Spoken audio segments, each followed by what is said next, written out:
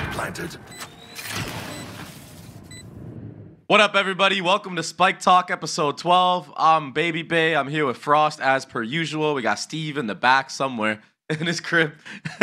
And not too much crazy things going on this week, let's be honest. There were a bunch of games, though, because they were super week for NA.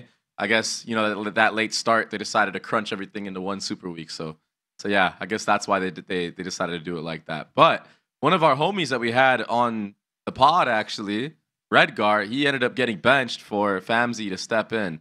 And this is a little interesting for me because if I'm correct, they beat Navi and then he gets subbed out.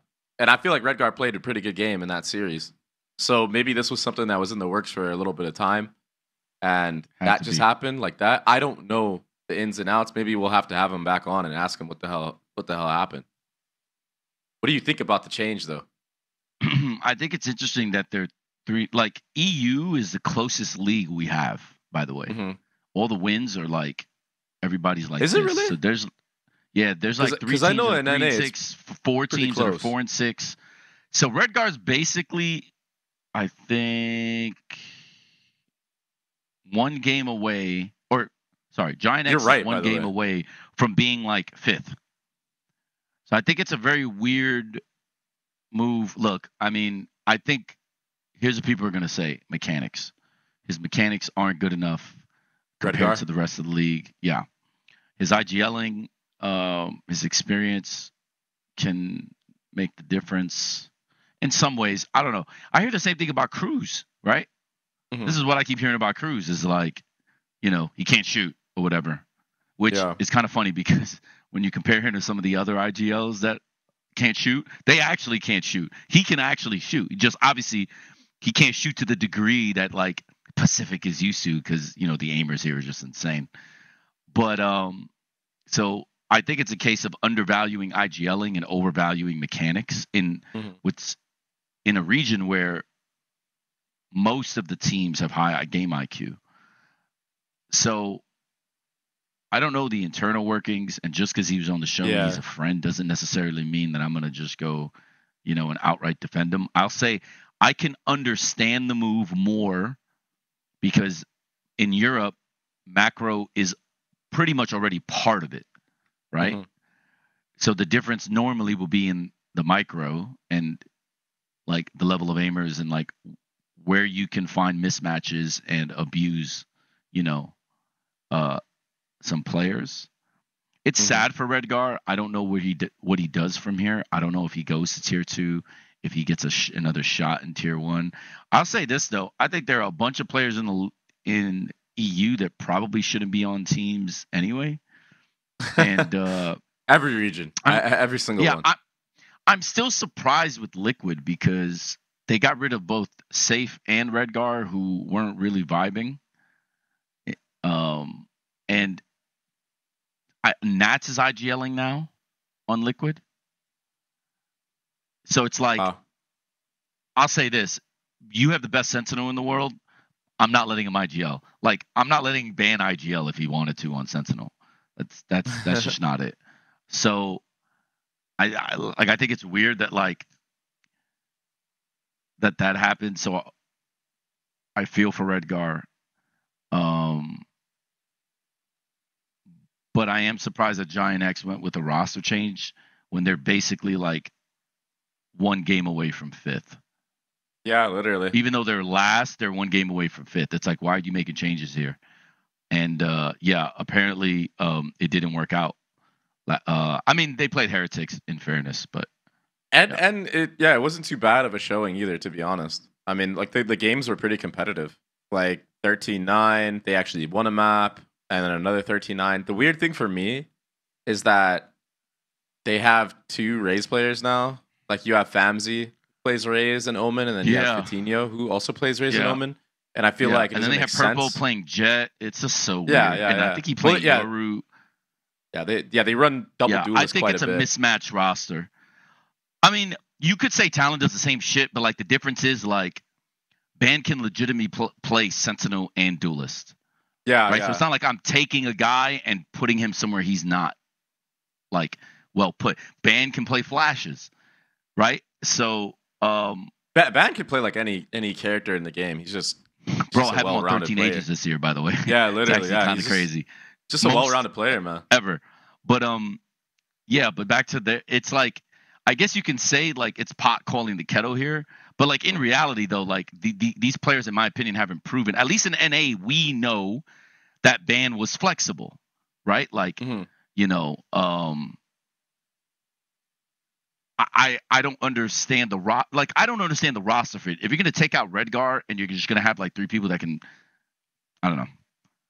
But I don't know. I don't know what's going on inside, so I don't want to like pretend like I do know. I'm just saying, when you're building a team, in my head, it's like experienced IGL that can play smokes. Then you don't even think about controllers anymore, and then you focus on like what else to build. And I don't think Redgar is like, you know, the worst IGL in Europe in VCT. So then it's like, what value are they getting from somewhere else? Or do they think they don't really need an experienced IGL in order to win in that league where macro is most important, right? Yeah. Maybe they think the aiming will be the difference, similar to like Foot. I mean, not exactly 1-1, but close. Yeah, I think it's interesting. I think that this change mainly has to do with the fact that Redgar dropped like 8 kills in a series against Koi, and I feel like, you know, his teammates probably all saw that and like we're like, what the hell, you know? But it's like everyone has those weird series where you just drop like a terrible game, you know? Like it happened to me. Look at like, FNS. The two, like Cruz, bro. Cruz and kickoff killed me, bro.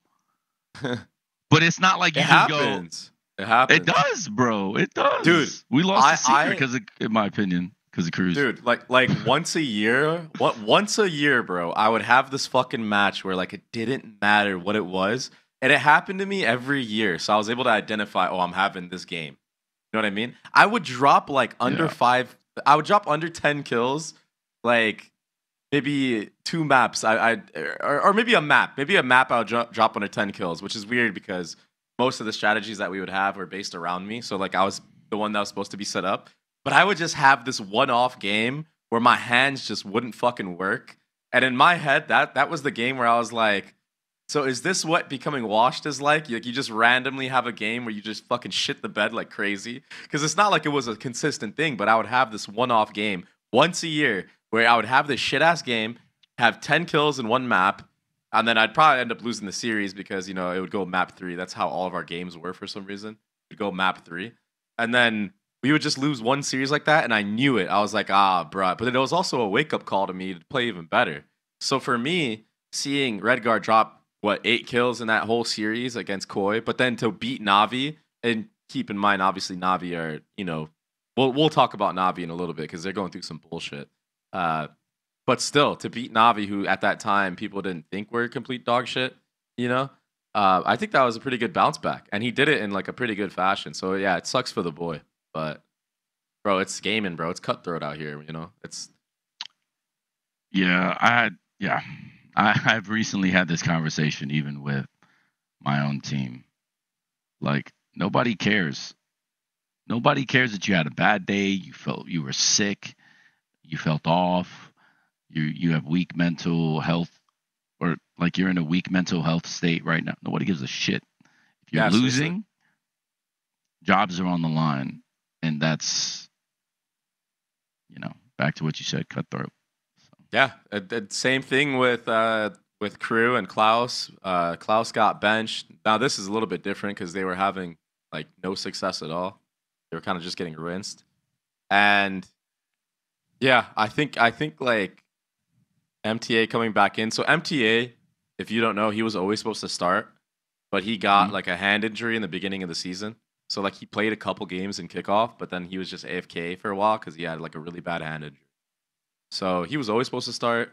But just to give you some context, because I know a little bit more about the inner workings of the team, it's now nobody is a direct IGL. Kesnet IGL's on the defensive side, and he's always done that. I don't know about always, but he's been doing it quite, like, for a minute now. But now, on the attacking side, it's just everybody pitches in. You know, it's kind of like a PRX style of calling. You know what I mean? Like, or the PRX style, kinda. Oh, that's kind of like old phase. It's kind of like old phase now. So yeah, they're gonna get that's rinsed. Why they've lost 5 games in a row. Okay. Yeah. Makes some more sense. They had Klaus IGLing for some of the other games, but what I heard was he would get tilted in the game if people weren't doing certain things. You know what I mean? And I'm not going to leak who I heard this from. Obviously, word of mouth comes around everywhere, but apparently he was getting really frustrated in not only scrims, but dragging that on over to the matches as well. And he's the IGL, and I think the team they just had enough of it. Like, they just had enough of it. They were like, bro, like, you need to be here for the matches. You can't shut down. But, again... Oh, that's mature, I don't know. I don't know how much stock is in that, you know? But he's Hispanic. Word on the block. And sometimes we're like that, and it is what it is. We're volatile. We're very emotional. So I totally understand. I'm a little bit older, so like I've kind of got out of that. But certainly that's the first thing. I mean, I tell this to Peter. I think Peter, I mean, even though he's Korean, I think he's actually more American than Korean, obviously. Because he's also kind of emotional like that. And I tell him all the time he needs to man the fuck up and just like, you know, he needs to focus on his job. Do your job first, because he also tilts. Facts. I would say this. He is it's going to sound bad, but it's not bad. He is the biggest tilter on the team for sure, because he's the most emotional, you know. And I think, like, hearing what I hear to me, one, me and Klaus won't work. I'll tell you that right now. There's 2 reasons. One, you're supposed to be the like best player on the team, the most experienced player on the team. You also can't be acting like a rookie, where like every game you're like this. And then 2, there's no way frustration in practice should be ever carried over to games, or frustration in games should be carried over to practice. You deal with it in VOD review, and then you like have the conversation, and then you move on. And if a problem continues and this person isn't learning, then you basically go from, yo, we're trying to fix this, to, dude, if this keeps happening, you're going to get replaced. And if that keeps happening, then you just replace them. Yeah. But it affecting your mental is kind of just hilarious to me, because we get paid so that it doesn't affect our mental. I think people forget this. Yeah. We get paid because orgs need competitors to win in a league. We get paid to practice as competitors and put ourselves in the best chance, or in the best situation, in order to win. That doesn't include getting tilted off the face of the earth and ruining practices and games. Right? That also doesn't include getting affected by what people say on Twitter. Like, that's why we get paid. We get paid to hold that, basically. Yeah. Right. So if you don't have like a very, like, one, I actually had to tell my guys that this week because of the DRX game, which we'll talk about later. You have to have short-term memory. It's over now. It's gone. Move on. Goldfish memory, exactly, yeah. Yeah, there's no point even bringing it up anymore. You fix it in VOD review. You have the conversations. You learn whatever you learn from it. You move the fuck on. Like, it's crazy to me that, like, and I know Carlos, who's over there at Cruise, or at Crew, not Cruise, sorry. Just so used to saying Cruise now. I'm surprised that this is even like acceptable based on what I know about Carlos, who is like the GM at Crew. Because I don't care how good Kesnet is, you just can't have your captain can't act like that. Period. You can't, because the culture you're setting for everyone else there is basically, this is a ticking time bomb, because this is basically everyone is going to be able to bitch. Everyone's going to be able to complain like this. Everyone else is going to be able to get tilted off the face of the planet. Like, if you don't get your way, you just get to like act like this. And then eventually you're going to have everything boil over where like the chemistry is so fucked that you have to like implode a roster. Yeah. So, and you also have Heat there, who's known for this. If like, Kez is probably not mad at Heat, but wait till that does happen.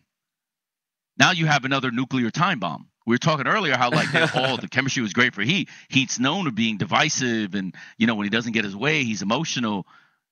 Wait until this transfer of energy happens, right? So like you have to set the culture early, especially when you have a volatile player. Like we had to do this on flip side with Simple. Like you have to like have these things in place where it's like, yo, you can't go here. And when he does go there, we obviously decided to get rid of him, or like not get rid of him, but like trade him to Liquid, because we have to choose. Yeah, you're gonna have. Why even get here? What kind of culture do you want on the team? Yeah. Yeah. Why even get here? Like, I'm surprised by this, but now I understand why they would go from like honeymoon period, just killing everybody, to all of a sudden like, doop, doop, doop, doop, doop, doop, doop, yeah, doop. Yeah, because seriously, yeah. Emotions matter a lot, bro. People don't respect. It's not just chemistry. People don't respect a healthy environment enough. They don't. And like the perception of me is like, oh, I'm a dick or I'm an asshole or whatever, but like we all fuck with each other. And like the way like me and you talk is the way me and them talk. Yeah. And I get it from them just as much. Like if we ever have like, if you get Ban and Governor, we should probably do that. If you get them together, they'll probably flame me for a good like half the show. This is what I'm saying. It's healthy though. It's healthy. Yeah, people don't see it. So like, I think that matters. Mm-hmm. Or like when Governor gets on his shit, I just immediately, I either call him on it, or if it's really bad, I wait till after practice and then we have a conversation about it. But I basically essentially tell him like, yo, man, the fuck up. Right. And like I told you, I just recently had to do this after the DRX match. It was like, dude, who gives a shit? Move on. Because he was pretty pissed. Yeah. Right. And I basically was like, yo, we got Zeta, we got playoffs. That shit doesn't matter. And like, if I don't, maybe it carries over to practice. It probably would carry over to practice. But yeah, I'm shocked he has the latitude, because Gov can't fuck over everyone else here by acting like that. And it's not like he does it every day. I'm just saying like he's the most likely to behave this way as you described. Yeah. And he will never do that because we in here believe in the utilitarian principle. Like what's better for everybody is what you're just going to have to deal with, including me. There's a lot of comps and a lot of things I want to run that these douche nuggets don't let me. They won't, because sometimes you have to realize your personnel, right? So I don't get everyone thinks because we have all these comps, I always get my way. I'm just like cooking here. Nah, bro. Trust me. I built so many comps with like protocols and ideas and, set pieces and everything. And they're just like, nah, we're not doing that. And I'm like, and that's a lot of time and energy wasted. So I could also be tilted out the face of the planet and just be like, all right, fuck it, I can't coach these guys. I'm not doing this shit. I'm just going to show up to work late or something. And I don't. Got to do our job, bro. Yeah, I think as long as there's a mutual respect in the team environment, it's okay to be very blunt and upfront about a lot of different shit.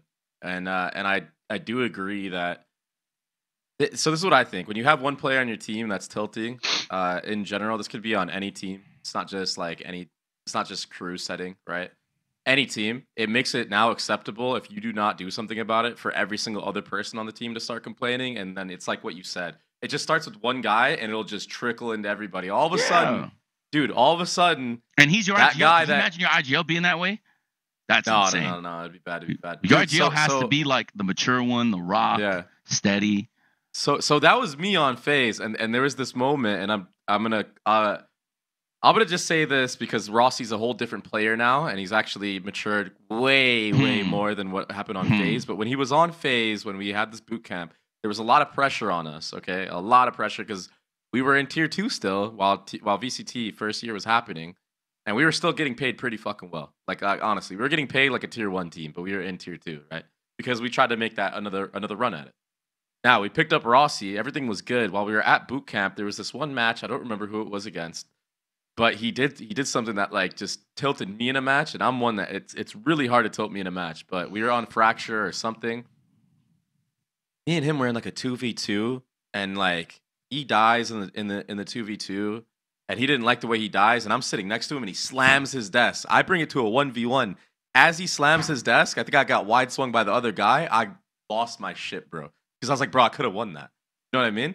And I was like, why the fuck are you slamming your desk when we're literally like signed players? You know what I mean? Like, what is this shit?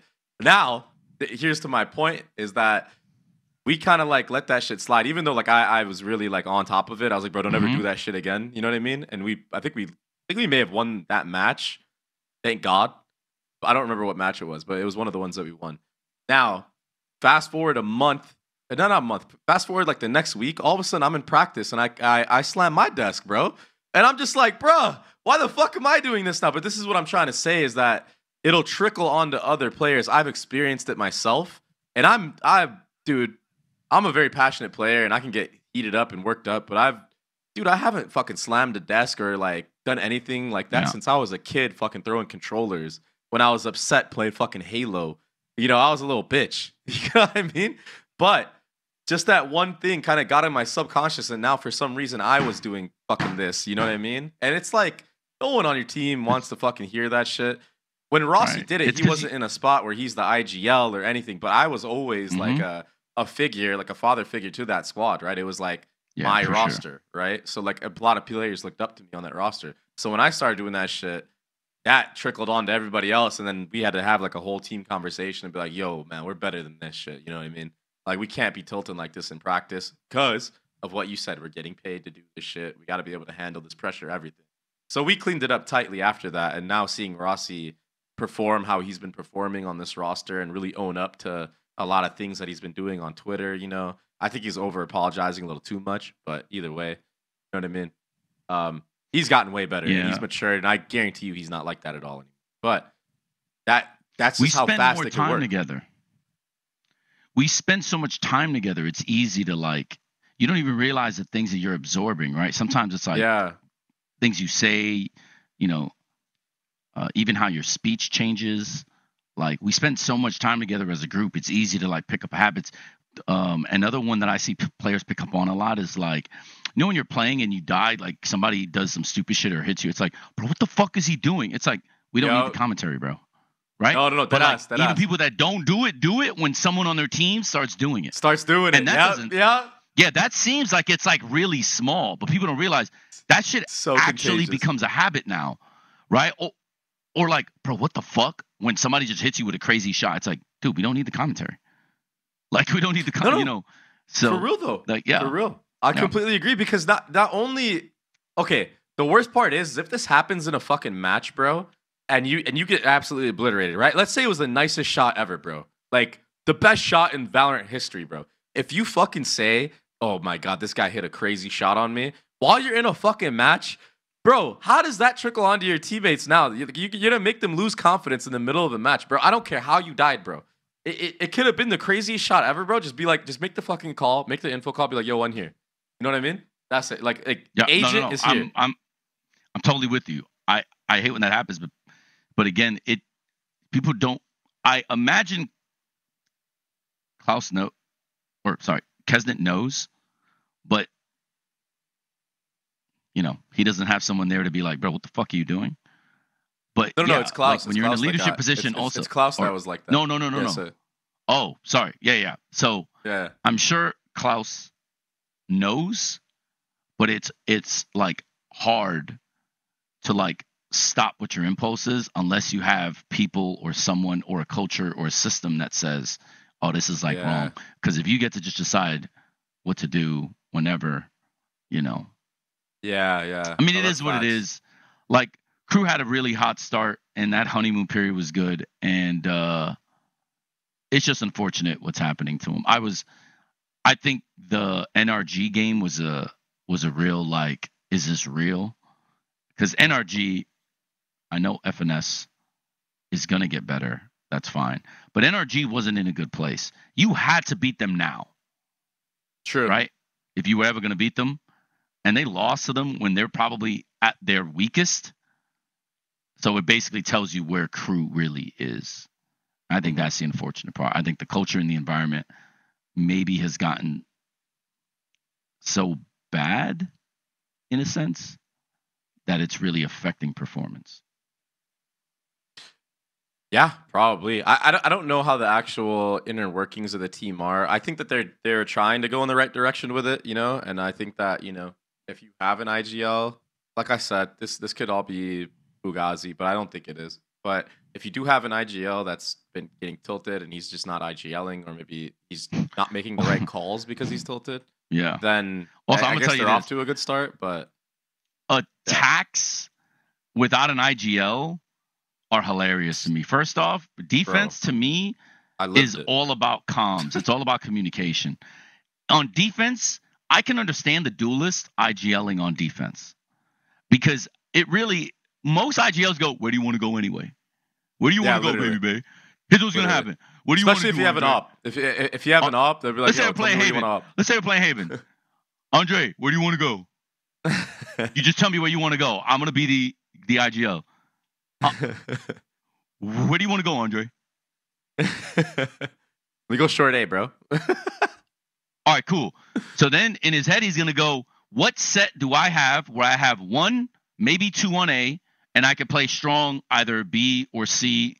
Mm-hmm. Like, okay, let's do a heavy C default, but the op goes here.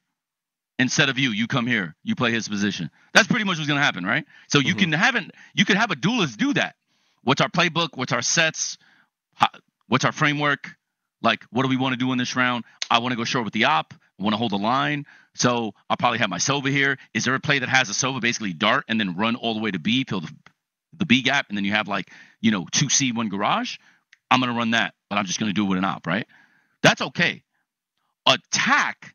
Everyone, bro, so many people in this game, and even the CS heads, I'm not going to call anyone out, but even my OG CS heads, I think the way they think about attack is so different than, for instance, the Eastern Europeans and how they think about attack in CS. Because they just think you could just, I don't want to say play for picks. That's, too simple. It's let's just look for a 1 in this area of the map. Like, if you're playing, Nuke, for instance. Yo, we have this nice play drop. Just, we'll get the kill ladder, basically, and then we'll go up, and then we'll hit B or something. Yeah, you could do that, but really, attack is really about diagnosing what the set piece is or what formation they're in or who's playing where, depending, right? Yeah. And then it's, okay, based on this, do we want to insert, fake, hit? Do we want to look for a good fight? That's basically what you're supposed to be doing, in theory in CS. And in Valorant, I look at it no different, right? The notion that, you could just, no IGL freestyle every round, yo, I want to do this round. Or, yo, we should do an A hit. All right, let's do it. Bro, why do you want to do an A hit? Because free piece of advice, which is the only thing I'll do to help people on this show beat us, is if normally an IGL's responsibility is to figure out patterns, is to see if the pre-scouting report is accurate. You play the first 4 rounds in the game trying to see if the way that your coach said they'll play, or here's what I think they'll do based on whatever assertions he's making, however he gets them, if that tempo is what's being played. This is a slow team. Are they playing slow? If they're playing fast, now you got to go, whoa, my coach isn't here. He's probably not going to call a timeout for this. Okay, they're playing fast, which means that might be different. So I'm going to table what he said. Now I need to figure out what bits of information are possible. If you don't have one IGL looking for patterns, where are people playing? Where's the Jet playing? Yeah. Where's the Sentinel playing? Are the Jet and the Sentinel paired? Is there a flash guy with the Jet always? Is it like a Calcazine and Aspa situation, right? Is this DRX? Is Buzz somewhere, but then the attackers, I know they're playing defense, but the main ability to fight and absorb pressure is somewhere else, right? They're just trying to get the dude on the line, get the fuck out, right? If you have 5 people doing that, yeah, okay, that's cap. I can tell you right now, that shit ain't happening. Be the best team in the game, though, if you did. Right. But normally you need one guy. But when everyone is freestyling, everyone is thinking about the game as they see it. That's 5 different ideas, 5 different pictures being painted, because I guarantee you no one's job there. I think I'm pretty sure I can say this. On 100 Thieves, we were the only team that split up responsibilities. One person was in charge of money. One person was in charge of ults, reading the ult game, right? One person was in charge to track the duelist and the sentinel, right? The IGL then got all that info from his teammates and made a call. Yeah. Right? Sure, you can do that, but you need very smart players across the board. and they're all going to have to sacrifice their game because they can't just vibe and just like play. You actually have to think about what the fuck is going on. Yeah. So I certainly think it's possible on defense, surprisingly, to play more like that, because most teams are unsophisticated and just basically ask the duelist where they want to go anyway. Yeah. Certainly that's not how we play here at Talon, but that's how generically people have played this game. So if you want to do that, okay, as long as you have other good defensive principles and other stuff. Viable. Yeah. On attack, I think that is mega fucking cap in this game. There's way too many variables. There's way too many like things happening. Your attack has to be, I think, more structured than your defense.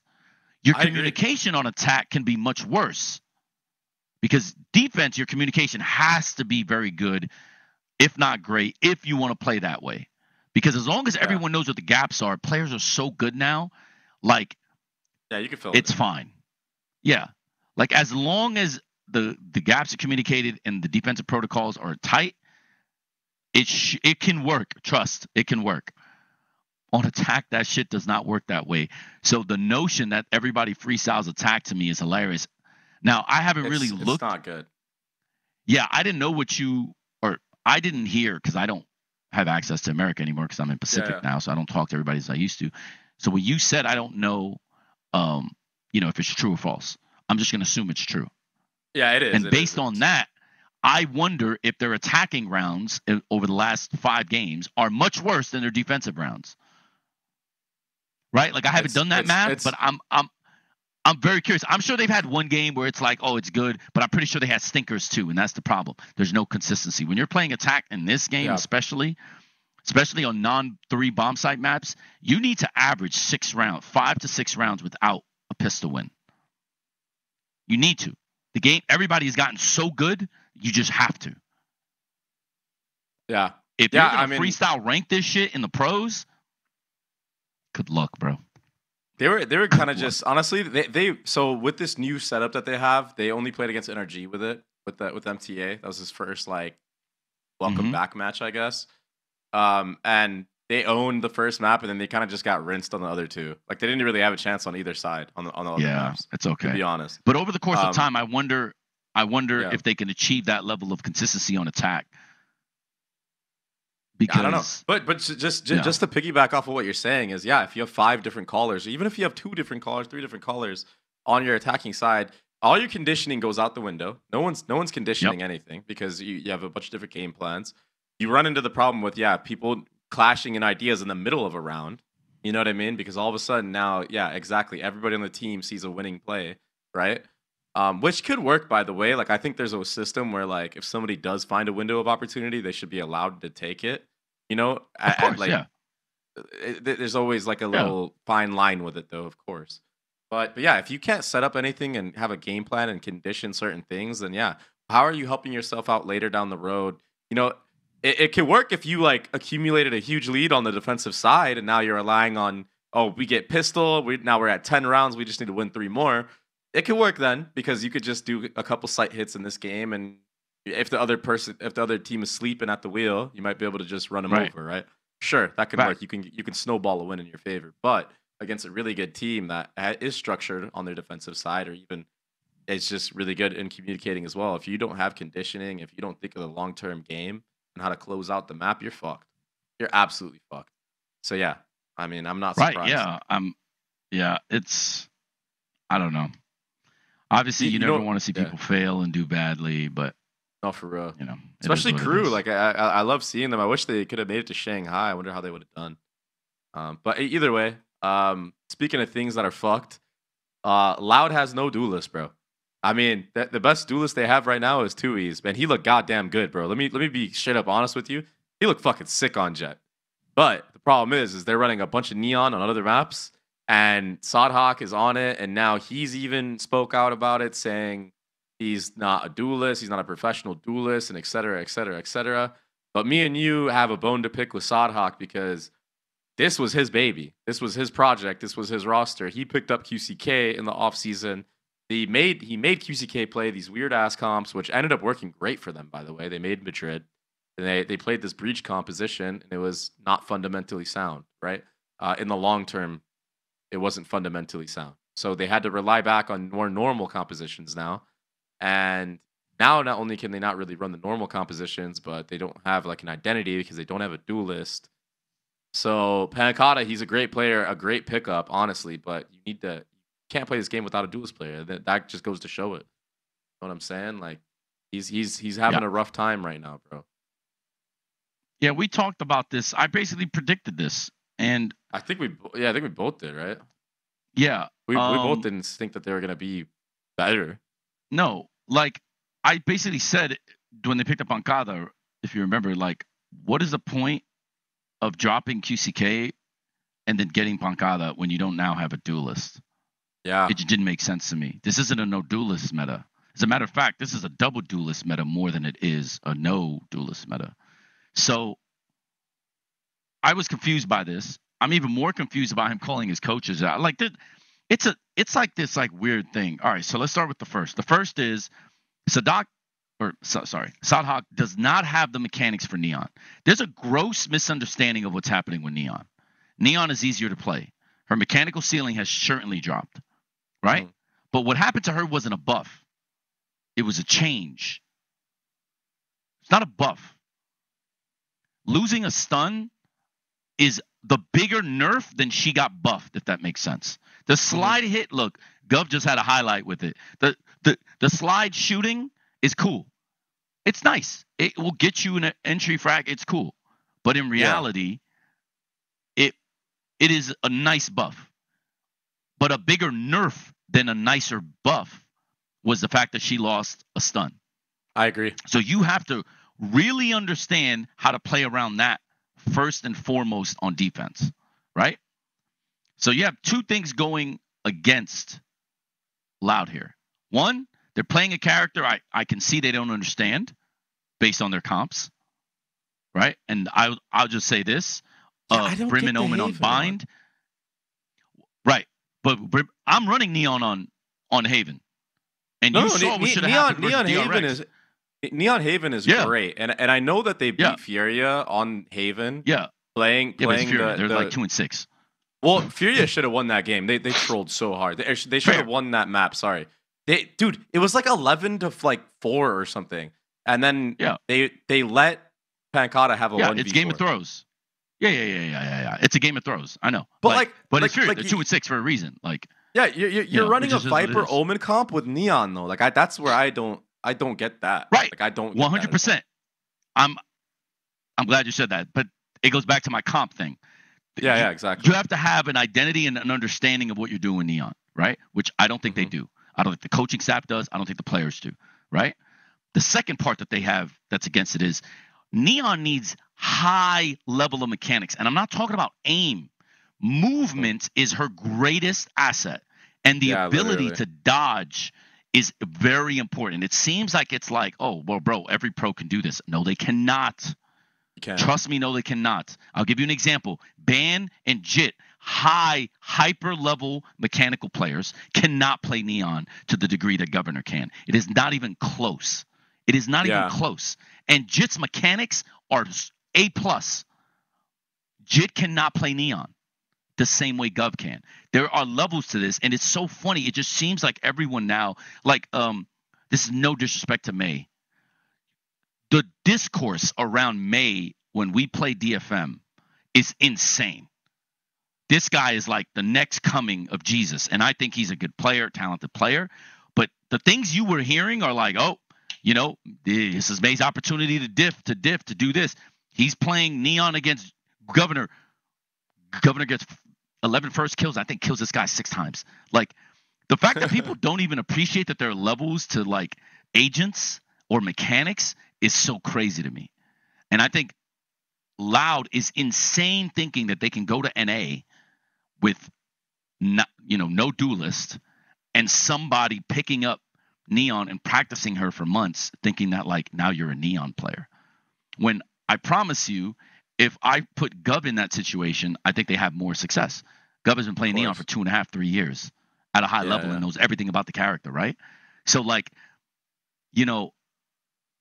I'm shocked that Sadhak blames his coaching staff for this. It's like, dude, I make these guys play things they don't want. I just told you about the fact that they basically half the time go, nope, I'm not running this. I'm not running this. I'm not running this. Until I can finally convince them to run something, and then we run it and we shit on people, and then we're like, oh yeah, look, our comp is good, you know? Like, if a coach has an idea like, yo, Sadhak, I want you to play Neon, there's no way in his rank games he didn't feel like, dude, I don't think this is a good idea. Right? Right? Bro, probably. But no. But just put yourself in that shoes. If I want you to play an agent and you're like, heck, I don't feel it, bro. Like, if you feel it, it doesn't matter that you're a confident person. You can know, right? Like, our instincts tell us something's not right here, right? Yeah. But you should be able to tell me, I don't think this is going to work, dude. Really, it's not. So one of two things happened. The coaches forced him and said, nope, I don't give a shit. You're just doing it. Or his ego got in the way and he said, no, I can do this. And then when he gets shit on and realizes he can't do this, now it's their fault. But the reason I don't think it's one is because Sadhak has all the power at Loud. There's no way he does not. I know how this works. Been in esports a long time. If that motherfucker goes, yo, you shut the fuck up, I'm not running this shit, you need to figure something else out, that's what's going to happen. And the moment Sadhak goes to manager's going to be like, coach, I don't care what you say, but you need to do what he requests. So if you want to pass the buck of blame, all right, cool. But I'm not falling for it because I've been around long enough to understand what's happening. It's actually facts, though. That's actually facts. So like that's my problem. If you want to be a leader and take the fucking blame and say it's my bad, it's my fault, it's on me, I'm cool with it. I got no smoke for you at that point. I don't like when people start passing the buck of blame over when in reality you went from IGLing on Smokes. I mean, he did play Raze at one point last year, but like he went from IGLing on Smokes to playing fucking Neon, bro. So different. And you okayed this? Internally, the fact that that's exactly it. That's exactly the problem. That's exactly the problem, though, because you're right. Because so here's the thing: is that by him doing that, right? By him saying, "Okay, no, we can do this. I'm gonna do it." It's not a thing of being overconfident. It's kind of like he set himself up in a way where if he doesn't say anything about it, like, okay, maybe this isn't a good idea, he's kind of using the coach already as a scapegoat. But we both know that he's better than that. Because if you want to be on a winning fucking team, bro, you don't do shit like that. You know what I mean? 100%, bro. If you're a leader, you know, yeah, exactly. Like you know what the correct thing is. Like, bro, I probably shouldn't be on Neon. You know what I mean? Like I'm the IGL, and now he's posting saying, oh, it's hard. He's not even IGLing anymore because he's on the Neon. I thought this whole time I was like, okay, I thought the approach was gonna be at least if you're playing Neon, I get it. You can be like a magnet or the gravity situation that we were talking about, even though. Mm-hmm. Keep in mind, obviously, it's Sadhak, and like people weren't thinking that. I understand. One of his first matches that he played, he played well on Neon. So at that moment in time, people were putting a lot of stock into his Neon. Like they really were. They were like, okay, we should probably deal with this guy because he's actually putting up numbers. Now that's all gone now. But at that time, at least I would imagine that okay, he was dragging a bunch of players towards him because of that gravity that Neon has. And then also, if he dies, he gets to mid round. But he's not even doing any of that, apparently. That's my point. But this is the problem from him. This is his problem, though. Like, this is legit his problem. Fact. He needs to step up. Fact. Right. You can, like... Scapegoating your coach, IGL on Duelist. You can IGL on Duelist. The game is evolved to a place where you can. Especially if you're playing that type of Duelist. If you're playing that's how they should have been playing creator, right? When you die, you just IGL. Yeah. But, yeah, I mean, look, I don't know. I'm not in that situation, but maybe he had too much faith in the coach, but he's so experienced. There's no fucking way that he just like let that one slide under the radar, bro. Right? Yeah, but like we know how much it. We know how. All right, you need to acknowledge two things. We need to acknowledge that 8.11 was coming and Neon was going to be on everyone's mind. I was already running Neon. I thought 2.5. Anyways. Yeah. Now people know about Neon. So why was their Duelist pickup not a player that can play Neon? For instance, DG Zin is there. Now, I know DG Zin has problems, and I also know I also know why they probably didn't even think about adding him, because it's not a player thing. It's a personal thing. I get it. But what I'm trying to emphasize is 8.11 was coming. If you're going to make a roster change and drop quick, you need to pick a guy that can play those agents. And if there's no agents available, then you need to figure out another style. Not I'm going to put a half-ass neon on neon. Yeah. That doesn't make sense to me. Either craft a counter meta or get something for the meta. Adding Pacada as a player sounds good on paper if you're going to throw away your year, because you can build next year off of this. You just need to get him on the books now. Fine. I'm okay with that too. But again, what he's saying in public is not any of the things that would allow me to believe these things are also true. You can say, hey, guys, look, we're just making a roster change. We're just trying to figure stuff out. You know, it is what it is. I know I'm playing bad. I'll get better. That's totally fine. Then no smoke. Right? But that's what I don't understand about these moves is they're trying to force the ability to play on a meta with a suboptimal team suited for the meta. Because even their their agents don't suit the meta anyway. So you need to have a counter meta. Think about what people are running, what's strong against it, and go. Right? Like, they're not even doing that. They're copying what everyone else is doing, the strengths of the meta, but they're putting pieces that don't fit into the meta. And that's creating this that's what I don't like about what's happening. It's like they're trying to mimic everyone else and they're doing it suboptimally. And then they're just going, it's your fault, it's your fault, it's your fault, it's your fault, it's your fault. Instead of just being honest about this is a rebuild. We fucked up not picking up a duelist. Right. And I know DG Zen has the issues personally, but if you're trying to win now, there's no way you don't pick that guy up because he is perfect for the meta. He's been playing great. I've been peeping him just because of Crossfire Boys, obviously, but he's been playing fucking great in Tier 2. Real shit. He's been putting up some big that's numbers. My thing is now I don't agree. I didn't agree then with dropping quick. Because I still don't agree with that. It is what it is. I agree. But I mean, so I have a lot of respect for Sadhak. I have a lot of appreciation for what he's done, what he's meant to Valorant. It didn't sit right with me on a personal level and a professional level when I heard the things he was saying and when I was thinking about what they're doing. You know what I mean? And I just think I get that. I would like them to have more. I would like Sadhak to be the leader that we expect him to be. I don't want him to fall into the trap that everybody else does. Because at least on a personal level, I think more of him than that. Yeah, for sure. Unless this is like a bigger long-term picture play that he's doing to try to change coaching staff. That's the only other thing I can think of. Like, it's kind of like to me, he's a self-sabotage.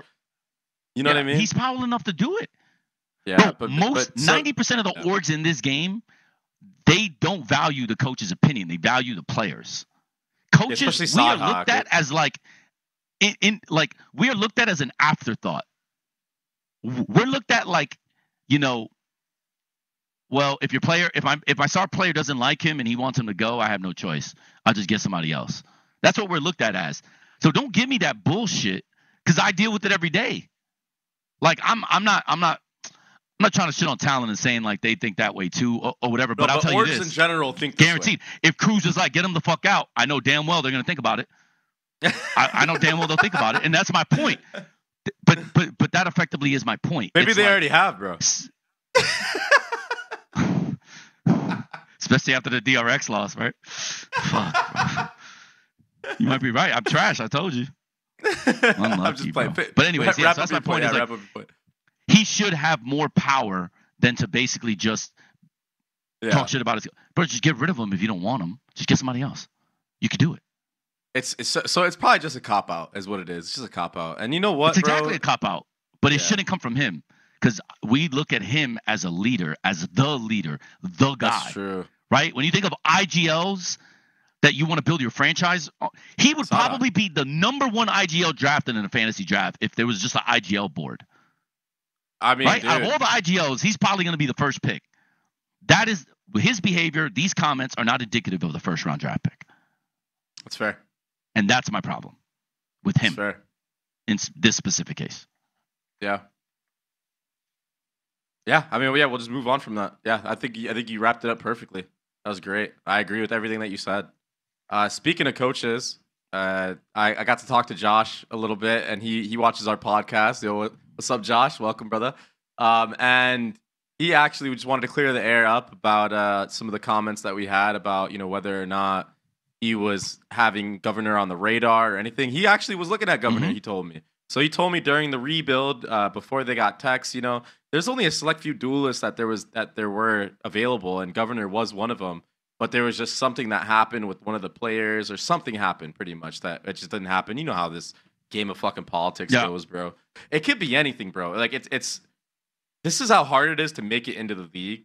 I'm just gonna say this point right here is that, bro, like, you could be truly like a god. You could have been the best player for a certain team, but if you fucking rub somebody off the wrong way once ever before, it could have been in a different game even. Could have been from fucking 5 years ago. Who knows? Bro, people be holding grudges in this fucking shit. Bro, it's insane, bro.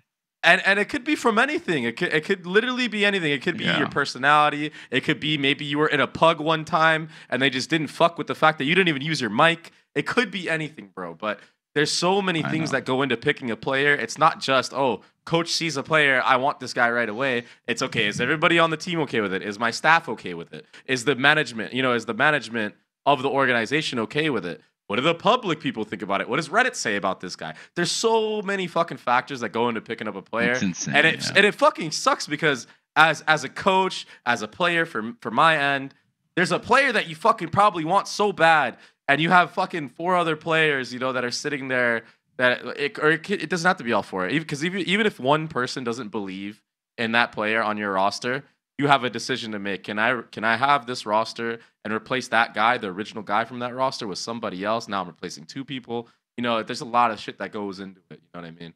But either way, it's cool to know that he did have Governor on the radar. So hopefully, Governor, you hear this one and you can stroke it a little bit. They don't watch the show. My players don't watch the show. They never. Nah, bro. They never ever bring it up. But you know what's funny though? So just real quick, hold on. You know what's funny as fuck, real quick? I thought that Governor may have watched the show because remember when we had that little back and forth where I was like, nah, I was the best Neon. You were like, dude, Governor is fucking the best Neon. And then he played in the matches and he dropped bombs. I thought for shit. Yeah, no. I was like, you know what I thought? I was like, I imagined you going to him and being like, yo, Bebe said that he was a better Neon than you. Like right in his ear before the match. That's what I envisioned you doing, bro. And he just went the fuck off. Nah. I told you I learned from that type of motivation because it makes them throw. It makes them overheat because they just want to impose their will. It would do the opposite for Governor if I do that. He'll try too hard and he'll throw more rounds. So I need to not motivate him that way. Yeah. Either way. Yeah. So your thing about burning bridges. Yeah, it's insane. Life is like that. In Valorant though, because it's younger, it just feels worse to me than CS. Right. Mm-hmm. There's less options right now. Yeah. Yeah. So the players are so sensitive because they're just so young. Where in CS you can have a different relationship and a different. You could yell at somebody and it's more business back and you'll go get lunch. I've noticed that. Yeah. So here everybody gets in their feelings and I realize it's really early in the game and then management is always just going to go with the young superstars and then they turn out to be wrong almost every time and it's just like they don't care because they need this guy to still be the face of the franchise even though but the second thing about Josh is so one, sorry Josh,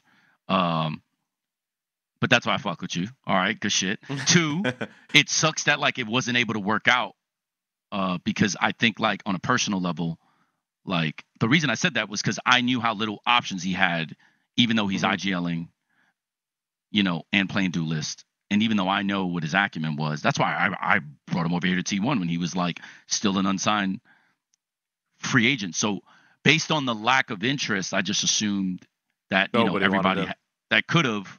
Right. And I obviously thought G2 could have put him alongside Valen and Co. And they would have especially Valen, Trent and him as a 3-man unit, right? You have the Smokes in the back. Yeah. You have your initiator player, and you have Governor up front. That Governor would have been insane. But the fact that it didn't happen told me, like, bro, everyone was sleeping at the wheel here. Because look, we were 9th place last year. Now we're I think you just yoinked them up too fast, in the goddamn league. Right, but like the point was, that's why I was so confident that was true. It's good to know that other things got in the way, but that Josh obviously saw the potential of what could be. For sure. You know. So because Governor fits that role perfectly. And then also, if you think about it, like, and he plays every agent, which is good for him. Yeah, exactly.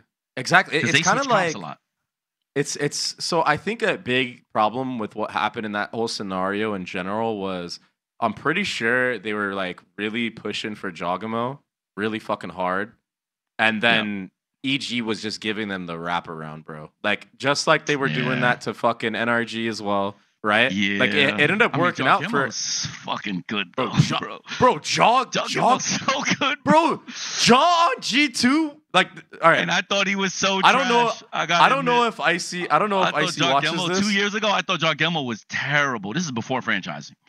I thought his jet was so. Well, no, sorry. I didn't think his jet was bad. I thought he was one-dimensional as a player. That's what I'm not stupid enough to think that his jet wasn't good. Like, especially on Breeze, he was so good on Breeze.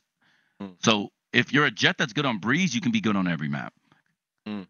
So, but I didn't see his versatility the way that I see it now. Now he's obviously one of the most impressive duelists in any VCT region. But 2 years ago, I wouldn't have seen it right away because, I just thought of him as a jet one trick. Same thing with Peter, though. I thought Governor was a jet one trick. I thought you were a jet one trick because that's all I saw. Yeah. Right? So for sure. You never really know until you are in a room with somebody. But yeah. No, seriously though. Jaw's fucking good. Dude, imagine Jaw on EG right now would have been that team would have been fucking crazy. I mean, but Icy's playing fucking. And to your other point, the third point. So now that we got past Josh, sorry, Josh, I'll eat the crow on that. My bad. You said something which is interesting, and this is what I was smiling too. Remember, the best 2 players in the world in 2022 and 2023 are on the bench. They're not even playing anymore. Yeah. That's how hard it is to evaluate talent. Crazy. Really, think about that. It's so crazy. No, it's crazy. It's hard. Yeah. So fucking Demon One. Yeah, Demon One's not even playing. I think there was like a thing, a post of him somewhere like saying DSG. That was bullshit. That was just clout shit. Wait, was it the thing where Demon One is like, oh, like DSG. I didn't even know I was gonna get benched? No, I'm talking about. Sorry. I thought talking about because like he was rumored to play on DSG basically right now. Oh, really? Yeah. I'm not joking. He's gonna come to APAC to farm APAC basically and. Yeah. Well, maybe Bleed should pick him up too. Fuck it, bro. Get another back. I'm not surprised. He came with Ethan as a package, and then what happens? They start doing poorly because Victor couldn't IGL, but he thought he could. And then Ethan was like, okay, I'll do it. And then, And then now Ethan's like, sorry, bro, we got to get this guy. And he's like, whoa, I thought we were a package. And he's like, no, this is just how the game, this is just how people are. This is just how Valorant is. You think you're a package, but when you're not a package, because now when it's my job on the line, sorry, kid, FNS, come on over. It's like, this is what's happened. Of course that's what happened, but he didn't know any better.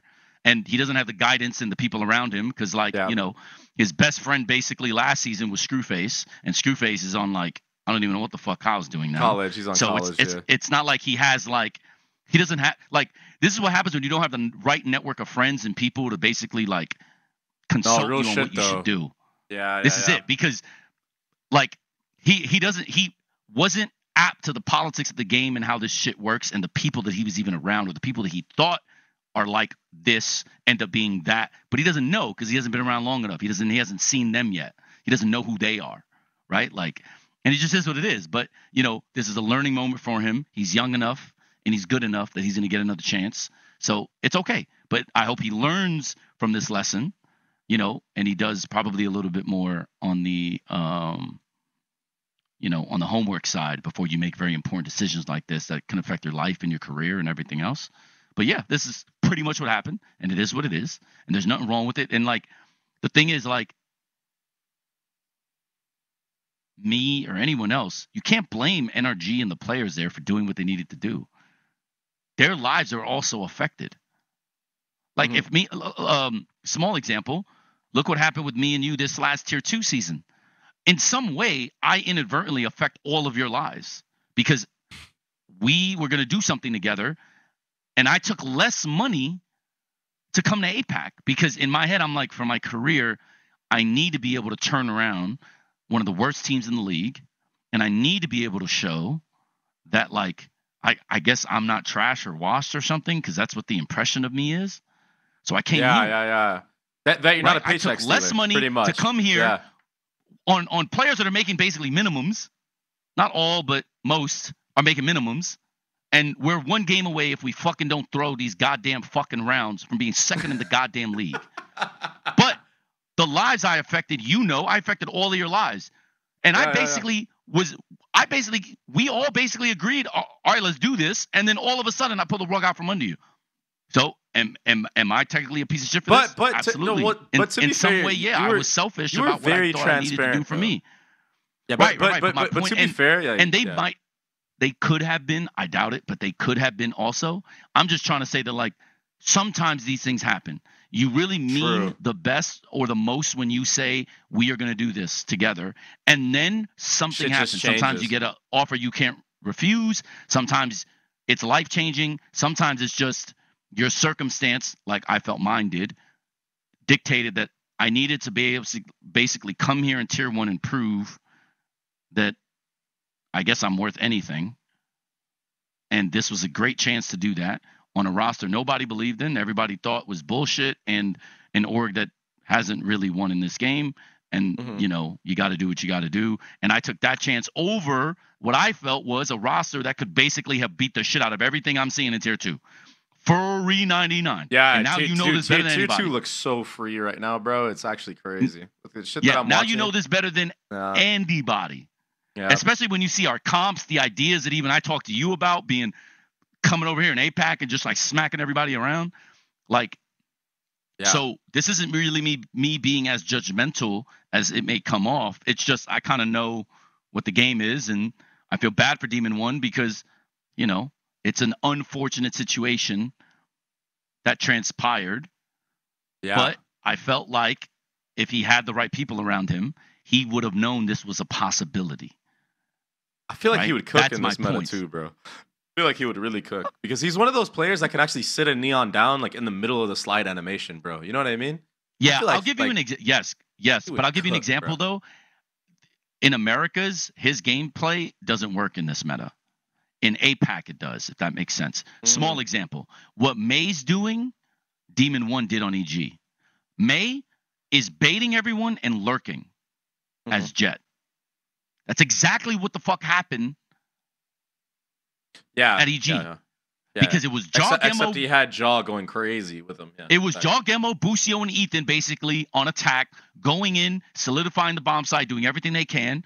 And then you had Max lurking, right? Taking a fight. And then you had the late lurker Calm.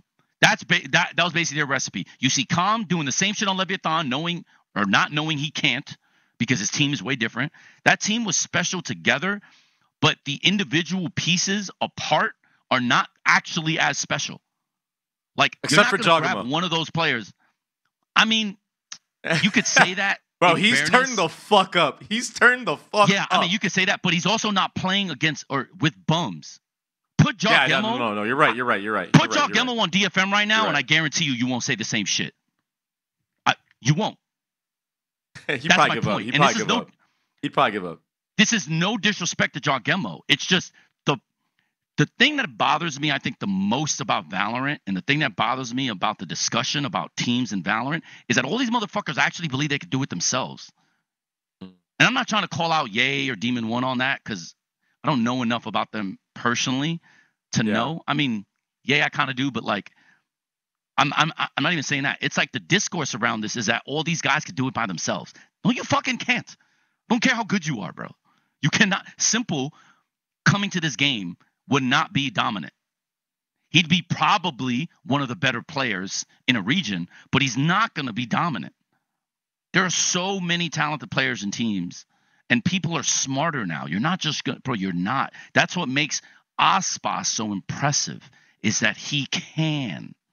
Yeah, it's fucking. He's obnoxious, bro. No disrespect to Jargemo. This is not me talking shit about Jar, but there's a huge gap between Aspas and Jargemo when you talk about Apex.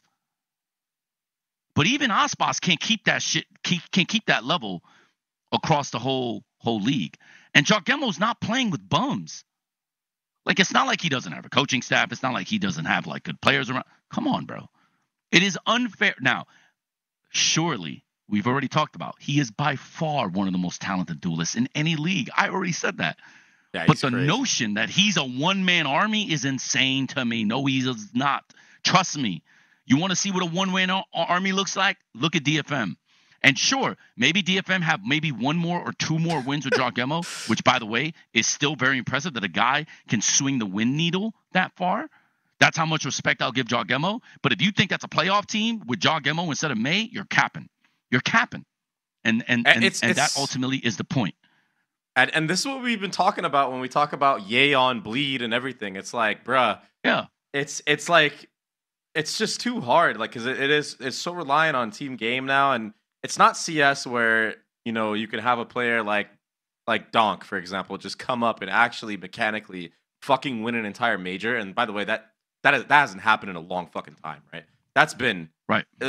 Has that ever even happened? I don't even know in CS. But either way, in a game like Valorant, there's so many more things that you can do to shut down an individual in terms of the utility that you can throw at them.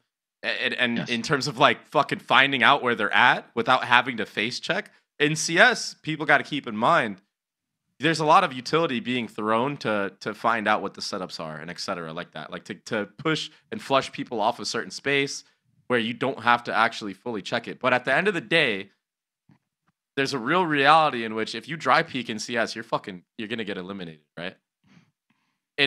In this game, bro, you don't have to dry peek. Almost ever. You can make a case. You can make a case where you can just util bomb. Dude, we used to do this thing against operas on old phase, and Poise used to love it.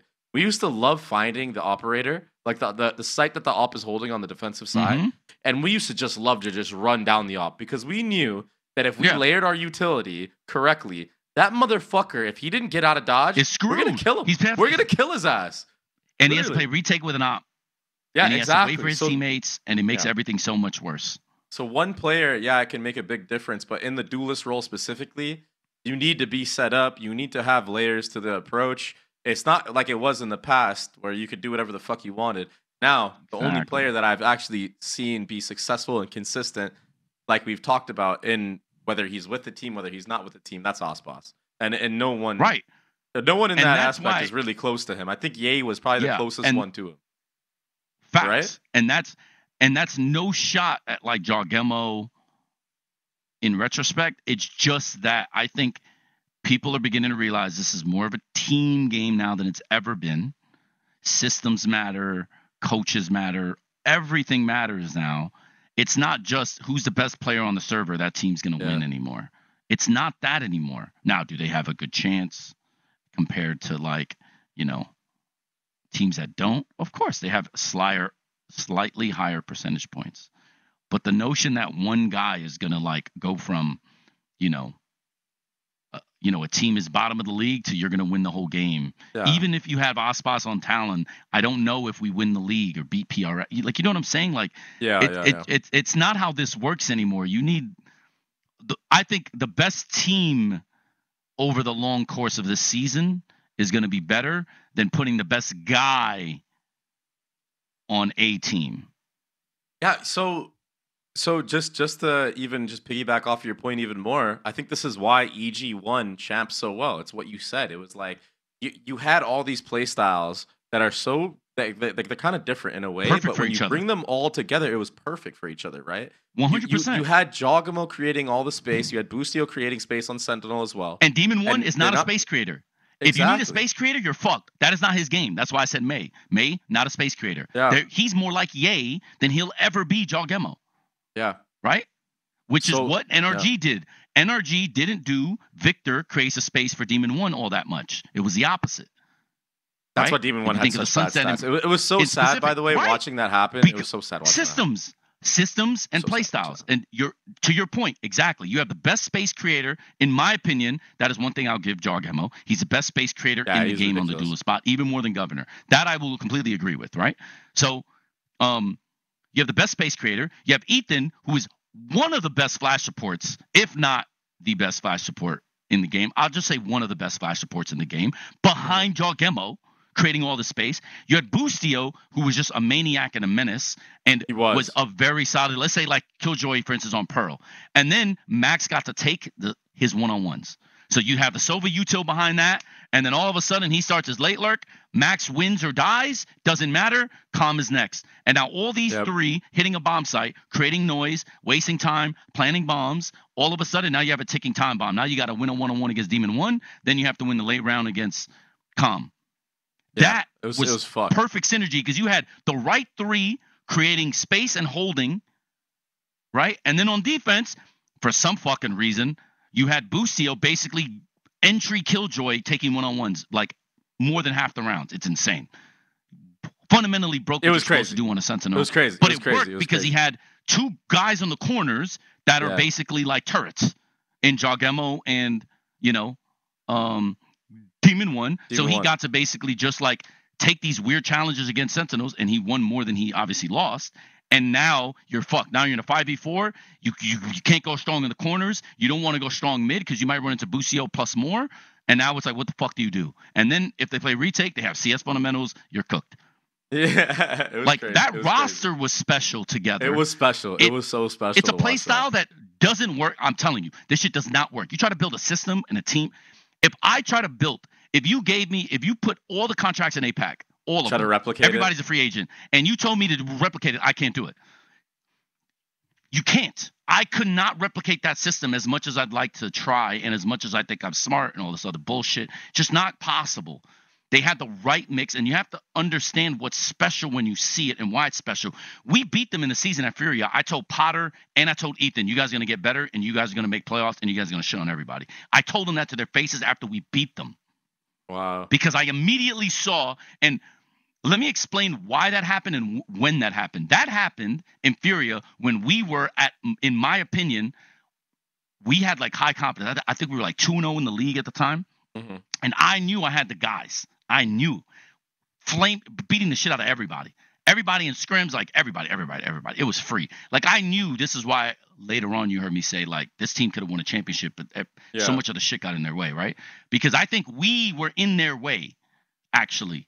If I didn't leave and I got to do what I did here, I'm telling you that roster would have been in EG's way, and I guarantee you if you ask those players, they knew. They know that would have happened because mechanically we were almost identical, right? The interpersonal stuff and all the other shit separate. I knew that the team that gave us the most trouble was EG, and I'm just like, wait a minute. How I saw when I was in that match, when I saw what they looked like before Demon 1, and I felt what they felt like after Demon 1, I'm like, oh shit. Facts. And I told them immediately after the match, I told Potter and Ethan both, yo, what you have here, holy. Because at that point, no one made Furia stress. When I tell you it was fucking ass beatings, bro, it was ass beatings. And I could tell, like, where we can exploit this team if we play them, where we can exploit that team, where we can die, blah, blah, blah, blah, blah, blah, blah. Yeah. But that team had the mechanical prowess to hang with those guys, but they also had, more experience because of Ethan, and they had, like, other dynamics that made them, I think, better. When I saw that together, by the way, they were like 1-3 or 1-4 when I said this to them. We beat them. I said this to them, and I said, you're going to keep winning, you're going to make playoffs, and you're going to shit on everybody. Literally what I told them. And that's why. It's because, like, at that time, our Furia team, I thought, was just going to walk through the league. And then I'm like, I know we beat them, but wait a minute. what the fuck just happened? And then I watched the VODs back, and I'm just like, oh shit. And then when you see the run and everything happening, you know, everyone was surprised by this, but I was like, holy shit, that was not only real, like, oh man. And then obviously they win champs, and I was happy for Ethan. Actually, kind of a funny story. When they won, I actually teared up. I was actually tearing. I was in. Dude, I couldn't control it either, bro. Yeah, I remember that. And for me, it was two things. The reason why I was emotional about it was obviously I was happy for America, but I was also happy for like Ethan, right? So it was like knowing that, like, damn, because I'm still butthurt because in 2021 I felt like we should have won one together. We had the team to do it, but again, everything got in the way, right? On this team, he finally was able to just like get the monkey off his back and win, which is phenomenal, right? And then the second reason why I was emotional was because I felt like, God damn it, that team was our team, Furia, that we were supposed to be that because I knew how close and evenly matched we actually were. Wow. And I knew if that team could do it, I knew we could do it. And this is why, like, you know, when Everness and everybody else start talking shit about, bro, this guy doesn't know what the fuck he's talking about Furia, that team was what? I don't even care. But, like, I know they know, like, what it was at the time. And, like, I saw what they had, and I knew I had the same. Different packaging, certain things were different.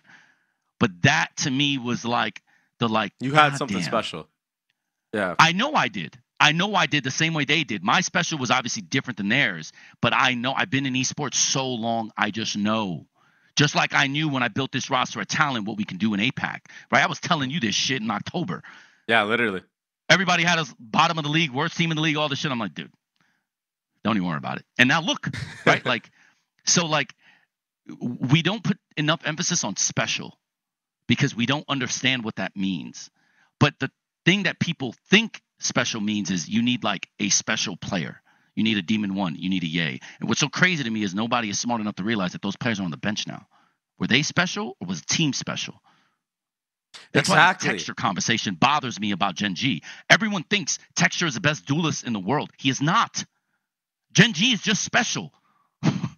I was literally going to compare a similar thing to like the EG roster to Gen G and the fact that these players all came from fucking everywhere. And I don't know how many have even played with each other in the past before. Obviously, you play plugs and ranked all the time. But like other than that, when they just came together as the squad to go on the run that they've done in APAC and be the first team to win a trophy, and it's not DRX and it's not PRX. I mean, this is something special. It truly is.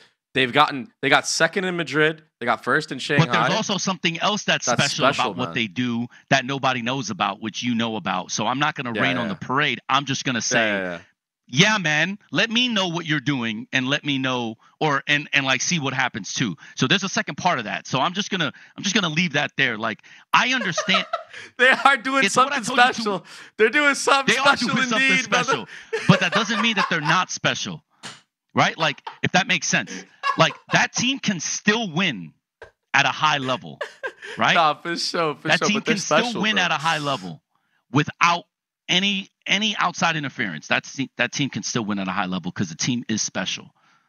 But I am certainly not going to sit back and just allow the bullshit to keep happening, which is why, you know, I'm fighting for what I'm fighting for. And the end of the season, I'm going to continue to fight with Riot about certain things that need to be in the rules because I feel like that roster doesn't need what it does or did.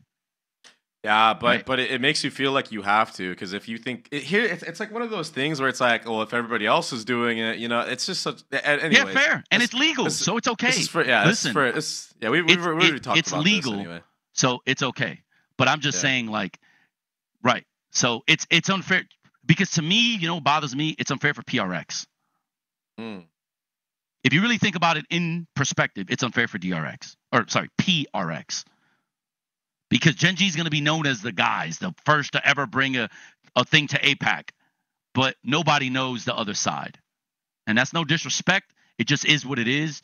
And I know they get mad about it. Bro, the Koreans hate me because, you know, I openly have these discussions. But it's just like, you know, yeah, I mean, it's legal. So I guess it's in fair play. But if anyone has competed ever, they know that the problems that are persisting with this particular issue not being in the rule book is a real thing. So yeah, congratulations. They obviously are a special team. They are so good. So it's like the discourse around even these conversations, it's like you can't say anything like about players. Like we talked about it earlier, right? Like you can't say this guy isn't the best without disrespecting him. It's like, dude, that's just not how this shit works, bro. Like, you know what I'm saying? Like most of the world doesn't even think I'm a good coach. That's not disrespectful to say that. Your perspective is I'm a bad coach. Okay. Like it is what it is. It doesn't matter what I think about what you think. Mm-hmm. That's what you think. So for me, it's like, it's just sad because I believe that Gen G also is special. They are for sure. For sure. That doesn't take away from the other part that I also discuss about what's happening in this league. Right? Like, I think both those things can still be true.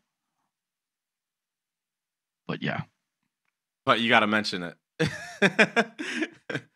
You got it. He's like, I can't let this shit slide anymore, bro. Anyways, because it's Cap. It's Cap. We'll move on to some of the matches. We're gonna do NA first, then we're gonna hit EMEA, then we're gonna end on APAC. Again, we run too.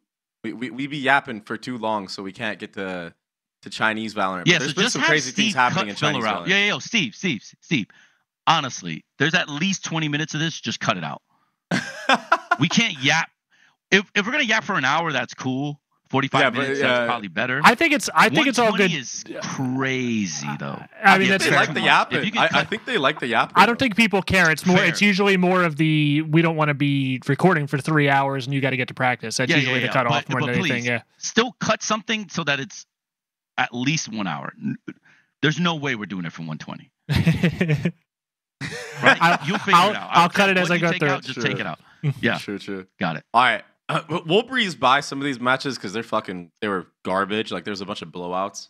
So we don't really got to get in depth on them. Like, and that's for like every region. So this should go by quick. But all right, let's no, start. I'm gonna leave it in this time. Let's ask anybody still listening to this. I'll leave this in too. Tell us if you think we're worth cutting the extra yap, or you guys want to talk about it, or if you guys want to hear it more. Yeah. Fuck it. Yeah, let's see if they make it this far. All right. Anyways, going on to the NA matches now. Starting from June 29th till now, we had June 29th. We had EG versus Furia. It was an absolute fucking stomp. Furia didn't look like anything remotely how they played against 100 Thieves. Not really much to talk about there. We had Sentinels versus Crew, which was kind of close. It was actually kind of close. It was like close games. One of the games was like within like one round, I think. So that was actually kind of a banger game. And maybe if Crew won this, it would have been a different story. Maybe they wouldn't have replaced Klaus. But these were the makings that were part of the reason why Klaus isn't on the roster anymore, I believe. Because the second time around, Crew wasn't playing with them. They brought in back their original starter, MTA, and we already talked about all that earlier. Now, this match was kind of interesting because it was MIBR showcasing some new Brazilian talent, right? We had Rich and we had Paula. These are two new players to the stage, and this is like a complete MIBR rebuild now. And they put up a pretty decent fight against Loud, but this version of Loud, we talked about it a bunch. It's the worst version of Loud. It's the worst version of Loud, for sure. Yeah, for sure. I don't think anyone's going to argue that. But I will say, Tui's, and we said this already, he looked fucking great on the Jet. Is that because he played against MIBR? This is a great question. I don't know. Maybe. It probably had a little bit to do with it, because Tui's hasn't been playing Duelist in a while. I will say one thing, though. There were signs that I saw in Tui's that make me believe he could actually be a main Duelist.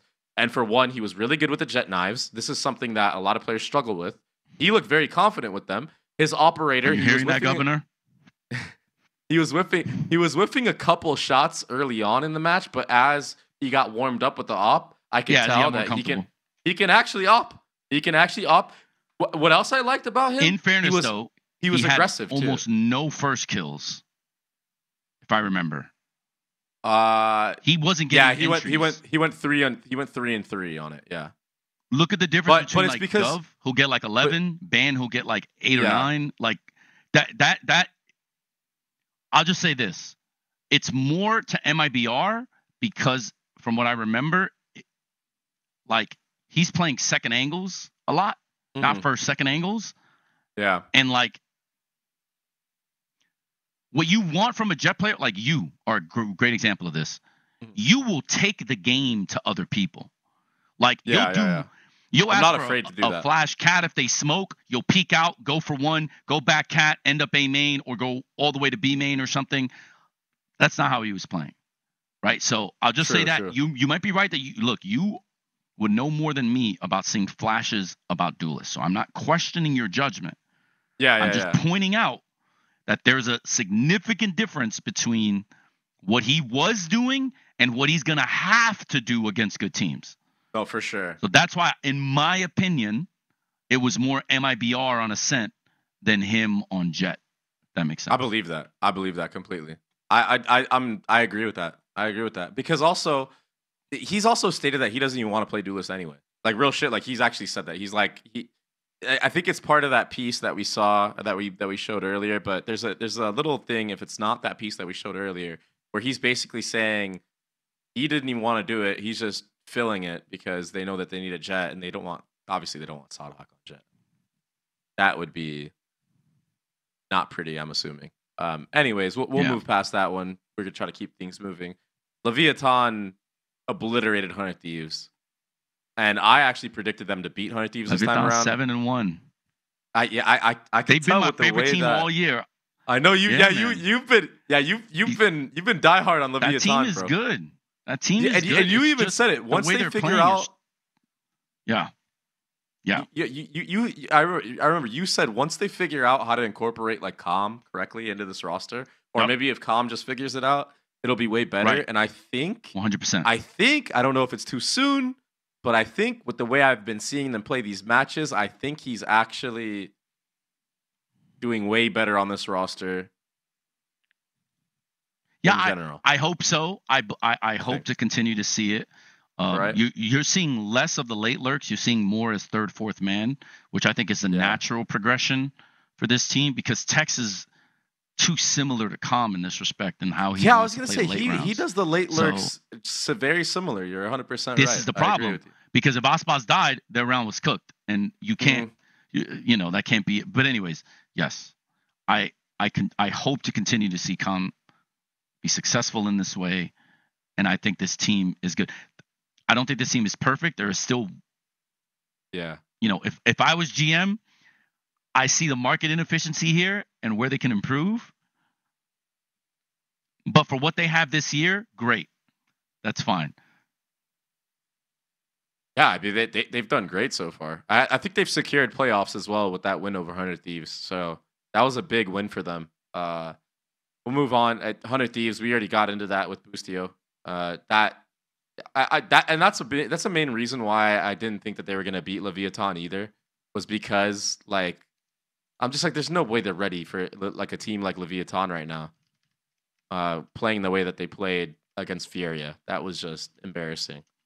Now NRG versus G2. This was NRG's second game ever of this stage, and yeah, they got absolutely masterclassed on. Leaf had a field day. The IGLing from Valen was absolutely on point. G2 continues to impress me with their fundamentals and their game planning, bro. They're just such a fucking unit right now. They're such a fucking unit, man. But you know that's to be expected. We've already known they're good. Now Sentinels versus Cloud9. Cloud9 got obliterated.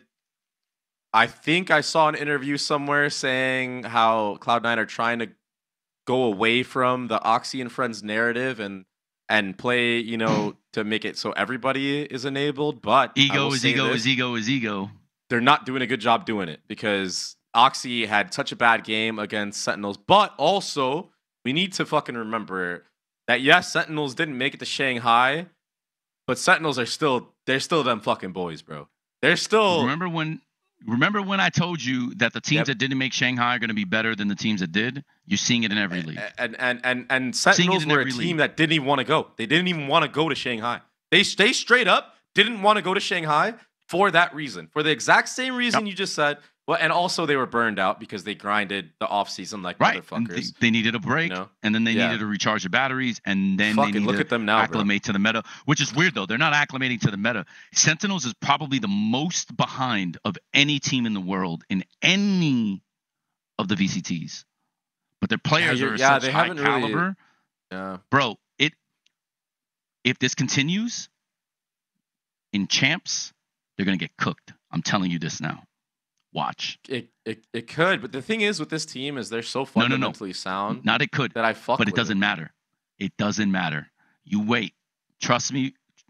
You wait. I'll say one thing though. I like that they brought out, and we spoke about this, but I liked how they did change their comp on some of the maps, like on Lotus, how they have like the Deadlock Cypher in the bag now. Yeah. I like that. Yeah, that's a thing that people are going to see more, and right. Yeah.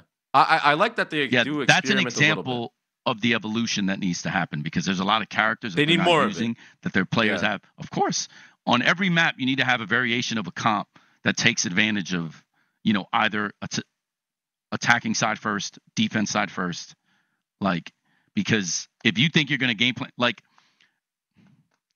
what can I say that isn't giving too much info away? I don't think I can. Sorry, but yeah. All good. It's just the pain points become too obvious. You know what I'm saying? When you're running Raze and their Haven is a standard comp. Yeah, they're running Jet. You want to see how bad a standard comp can look? Look at DRX against us. Yeah, we lost, but we'll talk about why later. But look at the pain points in that matchup, and that's DRX, right? Like they're gonna get hit with shit, but before they figure out what to do, you're basically down too many rounds. You lose a map, shit happens again. What the fuck is this nonsense, bro? When you're playing safe or you're playing solid, and the other team isn't, and they execute well, and you're seeing shit that you're not able to handle, that other characters can handle, but you're not playing it because you're still running standard comps. 8-11 is really interesting, bro. There's, an example. If I would have told you that you can run Killjoy and Cypher on Ascent 2 years ago, you would have laughed. Why does it work with Deadlock? I know why, and I'm not going to say why, but I'm just saying, why does it work with Deadlock? What's the difference? What makes attack so different? Right? I haven't even gotten into it enough to I haven't even studied the Deadlock enough to know. So, right, but the point I'm making is there's exactly. It's not a perfect comp. That Ascent comp is not perfect because you take out a KO and effectively add a Deadlock, right? Yeah. There are really big issues with the comp.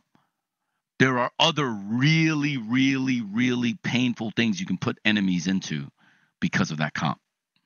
And that is something that people just don't know how to deal with, right? Yeah. But by the time you figure that out, it might be 5-0, 6-0, and you're just sitting there like, what the fuck is this? Because you're running a standard comp. The game has almost been figured out when you're running standard comps. Everybody knows how to play against a standard comp. Yeah, right? and I will say they haven't really been tested in terms of playing against the Neon too much, other than playing against NRG, who I think went a little too overboard with changing the comps. I know they ran that solo, and they don't really have a Neon. I know Victor. Everyone said he's not a Neon. He's not the Neon. He's not even. He's never been at that level. Not even. You say used to be when he was running split against DRX that never played against a Neon. Well, I'm mainly thinking about Fracture because nobody played it. I mainly think about Fracture. When I think about Victor's Neon, I think about Optic. Fracture was more the meta though, or sorry, and it was also very set. It's more how FNS called it, bro. They had double fakes on Fracture, bro. Yeah. FNS was one of the first callers that we copied the game into double fakes. We copied their game plans, bro. It was great. Is it his Neon or is it the game plan? It's the game plan. Yeah. Right. It's not his Neon. That's and sure. I mean, again, he has moments. You're he's not a good Neon. No. He's a good player. It's not that he doesn't have moments. It's just his Neon is not Neon. He just plays Neon. He's like a better version of what Sadahawk's Neon is. Mm-hmm. But he's not Neon. You know what I'm saying? Like, yeah, it's kind of like, honestly, the best thing I can compare it to on some real shit is probably like me on Raze. I'm truly not a Raze, but that doesn't mean that I can't play it in a system. You know what I mean? Like, I can play Raze in a system, just like Victor can play Neon in a system. But if you were to put me on Raze against Jawgemo on Raze, and there wasn't a system, or Zekken, of course, or Zekken, I'm probably gonna look like a fucking noob. I'm gonna look like a scrub, bro. Honestly. Yeah, and that is effectively what I'm saying. Yeah. But I know what you're saying. But in the right system, any player can be good, though. In the right system, any player can be good. Yeah. Of course. I agree. But when you are an expert or a specialist in an area, you can see where the inefficiencies are. And this is what I mean by, I know everyone, yes, Victor absolutely was the first pro player to play Neon in a big stage in big moments. And he absolutely had some good games, especially against DRX, right? On maps that are very unusual, like Split. I'm not taking that away from him. But when you're comparing his level of both mechanics and knowledge of Neon, and especially pathing structures, comparing him like Governor Neon, for instance, come on, that's not even the same. Like, it's not the same. That does not mean that Victor is not the same level of player as them, because his benefit is that guy could, like Ban, play every character. Like, he can play any character. So Victor's flexible as hell. His expertise is in his versatility, right? That's really what it is. He's not a Neon specialist. You know what I mean? Yeah, I know. I agree with you on that. I think a lot of people just think that because he was the first one. That's just ego. Like, I hate when people say that. Oh, we don't want to be known as like Oxy and friends, or like, no, we're not building a system around him. Why? He's carrying you. You think you can do it yourself or without him? What are we talking about? This is like me going, bro. I cannot say anything yet. I'm just going to say this for playoffs. Talon has an X factor for playoffs. And this is like me going, you know what I'm going to do? I'm going to try to fit this X factor into our standard box. No. I don't mind telling the world we're going to be different. And we're going to do things that you haven't seen before. And things are going to change. And the way that's going to change, I don't give a fuck if people know that it's going to be very, very different than what people say. People call us the gimmick comps now. I don't know if you know this. We're the gimmicks. Wow. We're only good because of gimmicks, right? There's always some shit they're saying about you guys. Yeah, you guys seem to just I don't care about that shit. I don't give a fuck. It is what it is. I don't really give a shit, right? The reason I'm emphasizing this is because if you're a good coach, you have a good system, if you're a good IGL, you're going to have to be able to adjust to circumstances at hand. For our one and done, for our game, there's going to be an evolution. And there's going to be things that people are going to see that's going to be very different. Things that's the most I can say now. You'll know more by the next episode, because I'll be able to talk about that before our game, right? Word. The reason I'm emphasizing this now is because why the fuck am I just going to be like, you know what? I don't want to be known as Oxy and friends. So let me cultivate a system where we can all be successful, or we could play the game a different way. When in reality, with the pieces you have, that is your win condition. As a coach, as an IGL, as a team, you have to identify your number one win condition and what is the most likely avenue for your success. If I had Aspas, you think I'm treating him like Governor? Nah. Absolutely not. And this is no disrespect to Gov, but I see him as one of the better space creators in all of Valorant. Similar to Victor, right? He's Victor. He's not Aspas. No disrespect to him, but we have to understand who and what we are. Victor is not Aspas, bro. Facts. Right?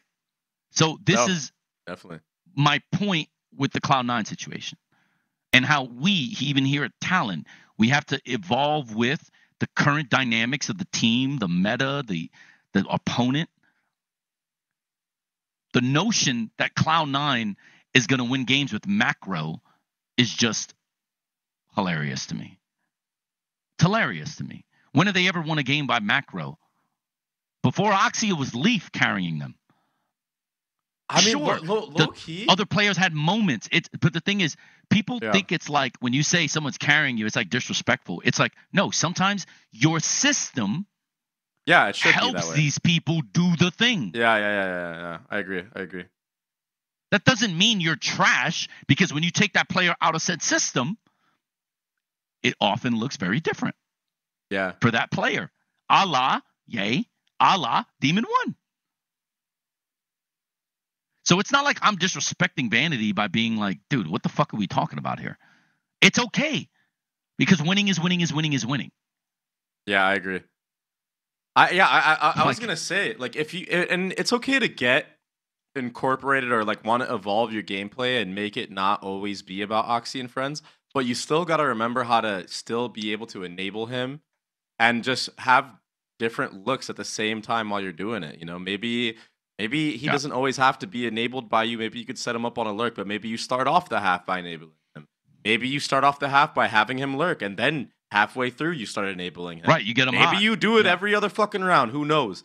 But, you know, obviously, honestly, I really think that Vanity has impressed me this whole year with how he actually has stepped up in the IGLing role, because I do feel like there are some really strong things that I've seen him do in terms of defaulting and conditioning and actually running his own circles around teams.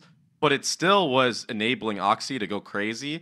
And what I've seen in their last match, especially, you know, the last couple of times they've played, I just feel like they've lost track of even enabling Oxy while they're trying to find this new way of playing. And I think that's a big problem.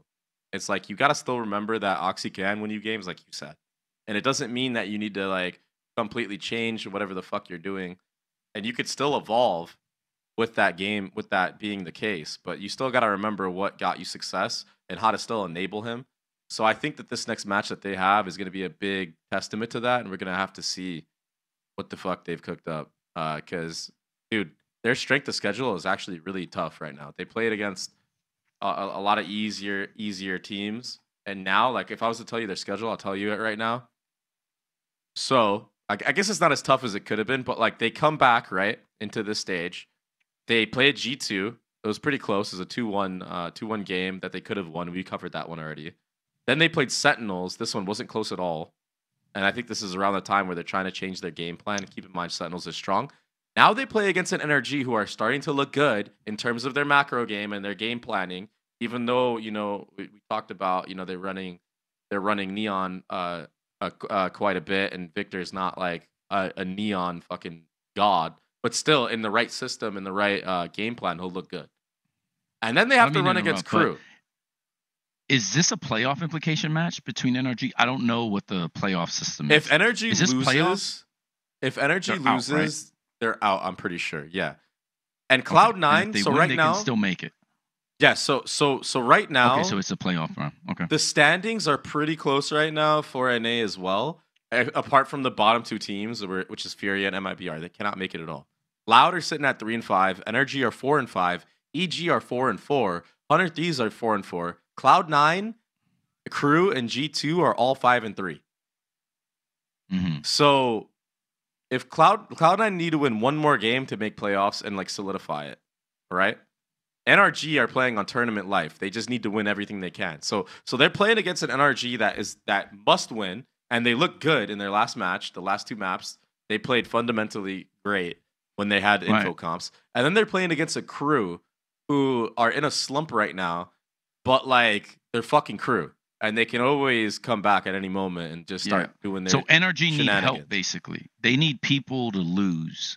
Like, they need like Crew to keep winning. They need to win. Yeah. And then everyone else has to lose. Like, if Cloud9 loses to them and Crew win. This is NRG's last match. Like, NRG need to win this, and then it might be So if they win, they're 5-5, and they need like Cloud9 to lose the next two, and they need basically to have tie breaks. That's the thing. They need tie breaks. Yeah, it's and they'll have tie breaks. Yeah, that's fucked. That's tough. Yeah, I think making playoffs is. I think it might be too hard for NRG. Now that I look at this way, because everyone is so close. Yeah, unlucky, bro. But just damn. Yeah. Just last match we'll talk about, because Leviathan obliterated EG, and EG Potter even said they went into that match with a game plan, specifically on that icebox, that just didn't go their way, and they couldn't bring it back. But they went in. Oh, I know what that's like. They went. Yeah, exactly. They went in with a game plan, and like all the players trusted it, and it's just not. It's not what they expected. Leviathan played in a way that they weren't ready for, and that's what was actually. But that's a mistake to me because Ospas on Icebox. It's not only one of his favorite maps. Yeah, I don't know what their pick ban situation is. I haven't paid attention to EG that much, but to me, that's a drafting mistake. So that means that either their maps are shit on Icebox and they had to leave it open, or they just don't. It's less likely that they didn't understand what they were doing. Because I think they knew. I think they knew. They came in with a game plan, and I know what the game plan. I think I know what the game plan was.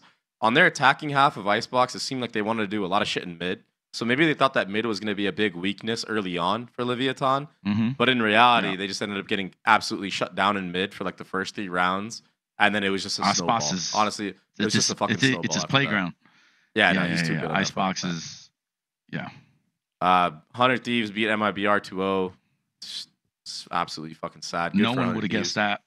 Yeah, and then NRG beating Crew 2-1, and it was the way that they beat them that we already talked about amongst all this shit. They look great on the last 2 maps. They look fundamentally great, and it's. I realized what it is when NRG run comps that have a lot of info. All of a sudden, FNS is able to paint this picture of how the enemies are positioned, and he actually is such a great IGL, and I'm able to really take that all in. On top of him playing good on top of it, like he actually put up some numbers on those next 2 maps, and he stated himself in post map interviews, he's like, it's unacceptable that I'm dropping 3 kills on a map, and this is a whole different side of Pujan that I've never seen, by the way, because I've always seen Ego amongst that entire roster, right? But brother, and it's what you said as well. Maybe this is why it's working. Again, it's crazy to see this side of Pujan, and he looked on those last 2 maps. I'm telling you right now, I was there. He looked like a stone cold fucking killer. Like he was mad that they lost the first map against Crew, and he just went the fuck off, bro. And I think he needs to tap into that more. Yeah. So what I remember, because that's the only map I watched was that split. They literally... That comp does not do them justice. Well, I think it was Neon Yoru, right? Yeah, it was Neon Yoru, bro. I actually have that on split. We couldn't run it this year, but it is what it is. I actually have that on split. I don't like it for a myriad of reasons. I don't like Yoru as much as Fnatic. I don't like Yoru on split all that much, but I have one comp with it. But anyways, that's not the point. I'll just say this. They were losing macro too much. They probably had a 5v4 on like most of the rounds I remember, and they would lose. Like anytime a team kill disparity is wide, like let's say my team playing your team, but you have like way more kills, more first bloods, but the game is close. Like I'll give you an example. We played Secret in playoffs the second time. We had a guy that was like 4-20, and we had another one that was like 6-18, 6-17. We lost 13-10. How the fuck is that even possible? That's because we're winning macro. We're losing micro, but we're winning macro. What was so odd to me was that NRG was the same. They were winning micro, losing macro. Because they lost, and I think they lost not bad, but it was like 13, 6 or 7 or 8 or something. It was like that. It was pretty bad. It's pretty bad. Right. But you're right, I remember correctly, they had advantage they a were lot of the rounds. Winning 5v4s like every round. It was insane. They had a 5v4 almost like every round. So that's why he was mad, I'm sure. Yeah, because Chet it's unacceptable. Yeah, that's it's unacceptable to have that many leads and to blow it. Well, yeah, bro. So he got interviewed, and this was probably the most blunt interview I've seen him do this year. He literally was like, basically, this is what he said. This will be my rendition of what he said. He basically said, "I don't know what the fuck is going on with these guys. We had the advantage in a lot of these fucking rounds, and we practice a certain way."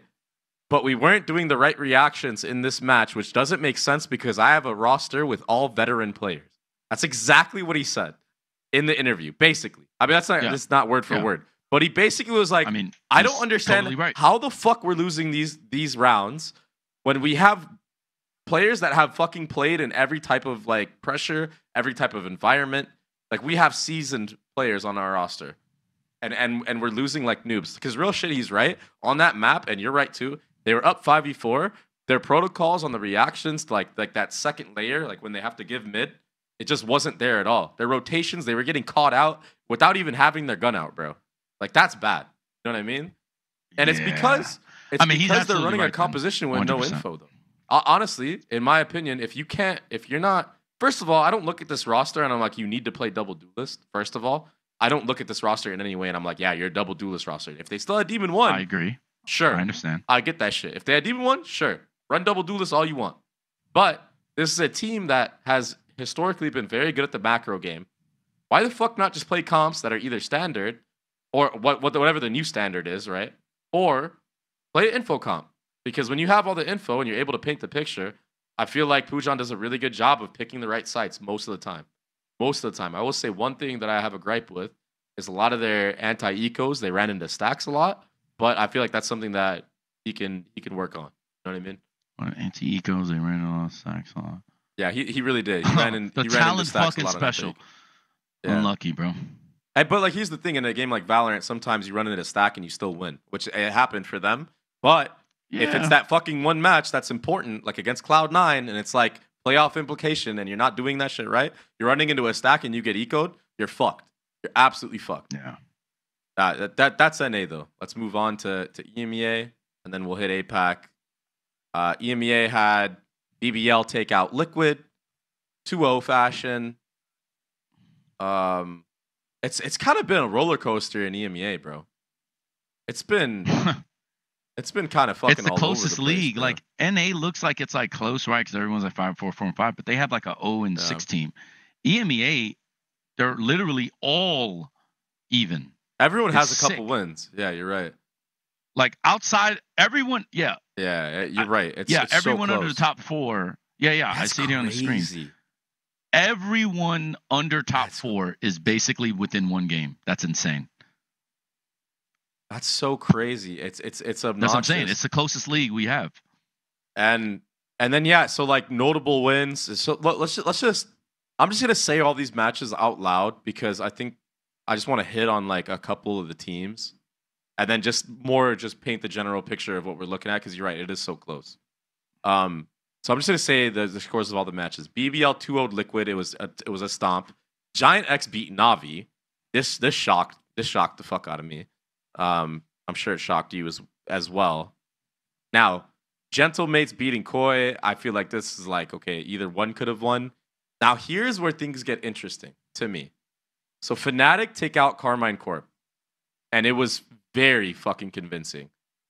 Hero continues to prove that he's very fucking good at the game.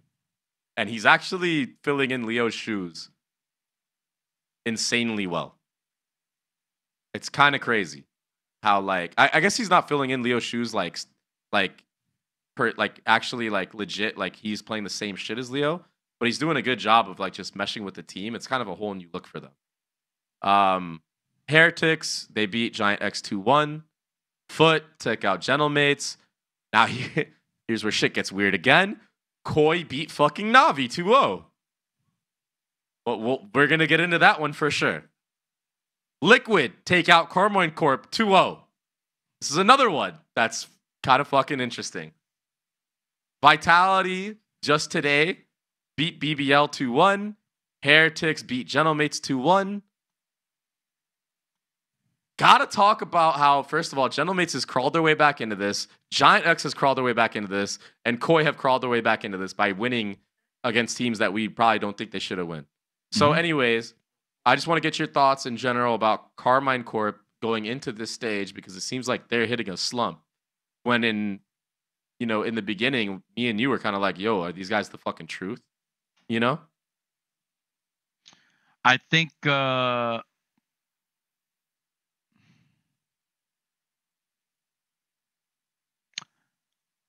Two things happened with Carmine Corp. Their idea stopped. They were ahead of 8.10 meta by doing things differently, especially on Lotus. they were ahead of it. They had a unique style. You know, they ran neon. You know, blah blah blah. I mean, they weren't ahead of the. I mean, neon was played last year on Lotus also, but my point is they had a unique style. They were ahead of a lot of teams in 8.10 early part of the season, but they never evolved beyond that, right? So I think that's one problem, was their evolution stopped, especially in 8.11. You don't see different variations of comp styles that they had before. I think two, once they got figured out, once their system got figured out, and you know, their reactions to stuff, they didn't have different, you know, again, another evolution problem, but in a different area. I think the players, I think the coaching staff is fine. I think the difficulty that they all ran into is the stiffness, right? And I think, you know, even PRX is like evolving with like play styles being different.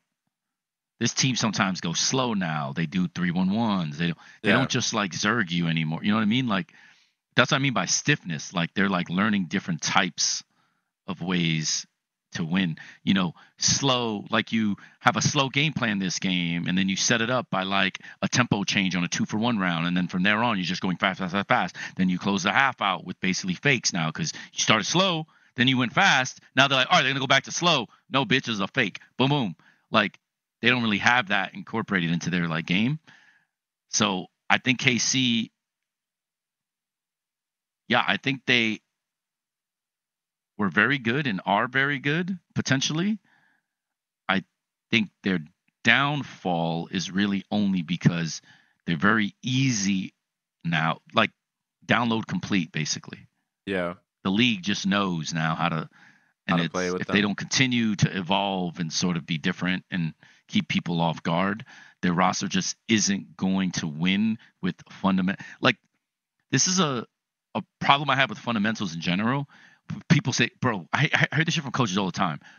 You know, fundamentals. You need to go back to playing like fundamentally sound, like, or my players lack fundamentals or this and that. It's like, okay, when everyone has fundamentals, now you have to break rules, right? Now you need to be not fundamental in order to gain advantages. And then you need to incorporate fundamentals in the non-fundamentals in order to maintain those advantages, right? This team didn't win on fundamentals early. Now they're trying to win on fundamentals.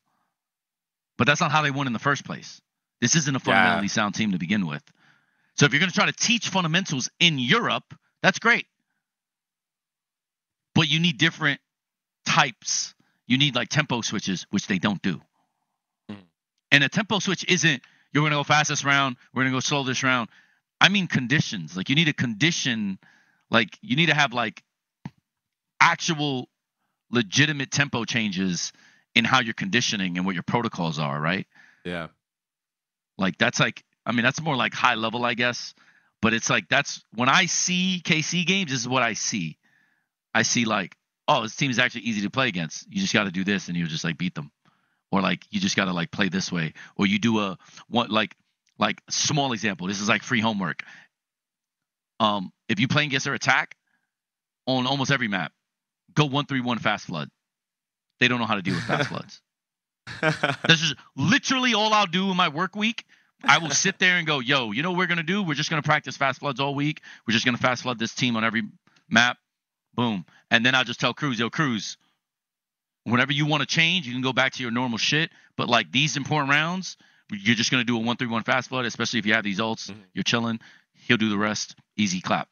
This is easy, right? And that's some insight in how we work. But like, that's my problem is they're like working on fundamentals that they need, but they're in a region that is the most fundamentally sound, and they don't have enough fundamentals to beat the fundamentals, if that makes sense, right? Yeah, I get that. It's like me trying to like Smeeg you. It's like, are you going to out-Smeeg the Smeeg? I don't really know. Maybe by a PRX I could, for sure.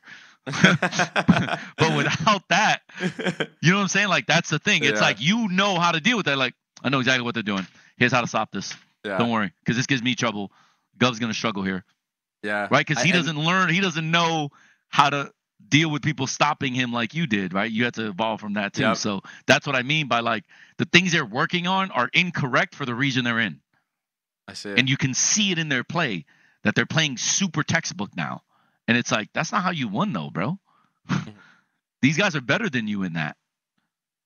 Like, small example, they have Narrate. Narrate playing fundamentally sound more than European CS players. No disrespect to Narrate, of course. I'm just saying, like, that's not his win condition. That's not would your win condition. Would you even want him to do that? Yeah, exactly. It's not even that he can't do it. It's like, would you want him to teach it to him so he has the ability to know how to play against it, and he has the ability to do it himself. If a certain team, you know, lacks the fundamentals that you believe is the case, then you just play safer. For instance, he plays an APAC team. Let's say he played like, you go to a major like they did, you played FPX. That's when you need these fundamentals you're teaching. Not against, you know, Liquid and, you know, especially Liquid. Like, you're going to, you know, Fnatic. You're going to out-fundamental. Well, anyways. Anyway. You get my point. Sorry. Yeah. So just like my experience, so like I know their coach Aang. I don't know him personally, but like I've played against him when he was coaching on TSM. Old Gambit. Yeah, old Gambit. And he is definitely somebody that when did he coach TSM? Am I crazy? Yeah, he was with them all last year. Yeah, played against them the entire time. So at TSM, they weren't that bad last year in Tier 2. Don't get me wrong. They gave us a run for our money, but it was definitely a similar scenario. I felt like they started off like pretty good, and like people started getting scared of them. I don't know if you remember, they played in like the off-season Ludwig event, and like they were actually looking pretty good. I think they got like second or third at that event. Like I do remember that. Guard, and Corey popped off on LAN, but it's because from what I know, Aang, he like writes down what everyone's supposed to do, the timings for it. Like he's very intricate in the game planning and like the systems that he runs.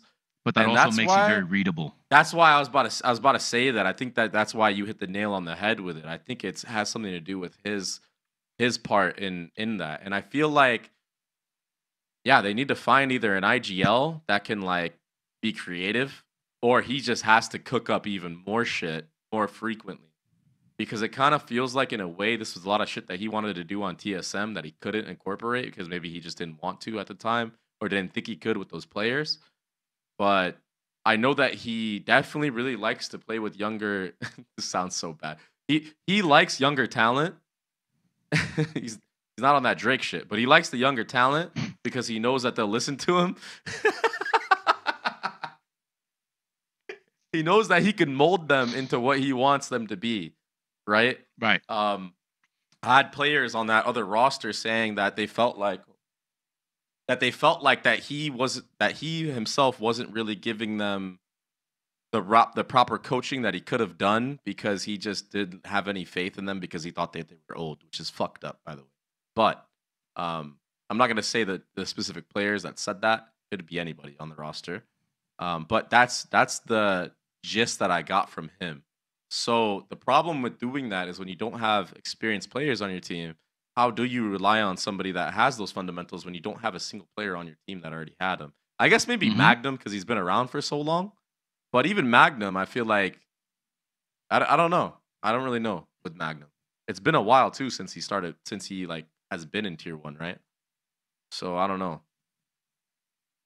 It's tough. But yeah, that's just what I heard. I still like I hope they keep the roster and the coaching staff. I don't think this is for sure a team that needs to disband. I think it's just, this is the evolution of having a team. Yeah, they started hot.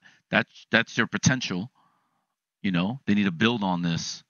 I don't think this is the playoff team. I'm not even sure. Yeah, so they don't have a chance. Well, if they continue, I was gonna say if they continue playing like this, definitely not gonna make playoffs, right? What is their record? 4-5. There's no shot they make playoffs if they keep playing like this. But if they start, I almost wonder if they're doing the fundamental they can't. Style Mathematically, right now. They can't. Well, they have cannot to win, make and it. other people like. I think Liquid need to lose. Oh yeah, they only have one more match, and it's against Vitality, who Vitality now have safe playing Duelist almost full time, and he's Vitality needs to win to guarantee, the playoffs basically. So Yeah, they're 5-4, dude. It's just that's gonna be a banger game though. That's gonna be it is gonna be a banger game. But yeah, Holy I mean, fuck, because that would put them ahead of Vitality because they would have better round differential and also the win up over them. So if Carbine Corp win that last the match, head-to-head is how they need to win. Yeah, so they can't lose. But yeah, it is what it is, bro. It's still a good team though. Like I don't want anybody. Oh, I agree. Thinking they're clowns. They're good. They've just gotten found out. Inexperienced. Yeah, they're just inexperienced. Yeah, and that's part of it when you're with young players, right? You need to learn. You need to go through those stages. There's something you mentioned which I'll bring up later that happened to us on DRX. It was about evolution of styles and like not to stagnate there, because there was something you brought up about KC that I thought of immediately because I thought of Cruz. So I mean, let's just go there right now. Fuck it, let's just go there right now because I mean EMEA. I think we touched on all the matches and how they went. Yeah. Obviously we could have did a deeper dive in on like Koi beating Navi, but I mean I think EMEA we'll just leave that as Heretics, Fnatic, and Foot. That's it. Yeah, exactly. Those are the teams that are going to make noise. Those are the teams that matter. Those are the teams I think that are going to qualify for champs. So who's the fourth? It doesn't matter. That team is going to be trash. No disrespect, but the rest of EU is not good enough. It's just they're just not. Let's just be honest. Yeah. Hopefully, dude, I really do hope it's Navi somehow. I hope they figure their shit out. But they've been. I hope it's Liquid Nats. I root for Nats every time I can. Like, I hope he's successful here. I want him to make champs. I want him to be able to play his game. I mean, if Liquid beat Fnatic. Yep. They have a chance, but then Vitality has to lose, and Navi would have to lose. But it's okay. That's possible, Liquid beat Fnatic, both those teams are. Real shit though. I just looked at it. If Liquid beat Fnatic, they should have the best round differential. Yeah. And if it goes down to round differential, they make it.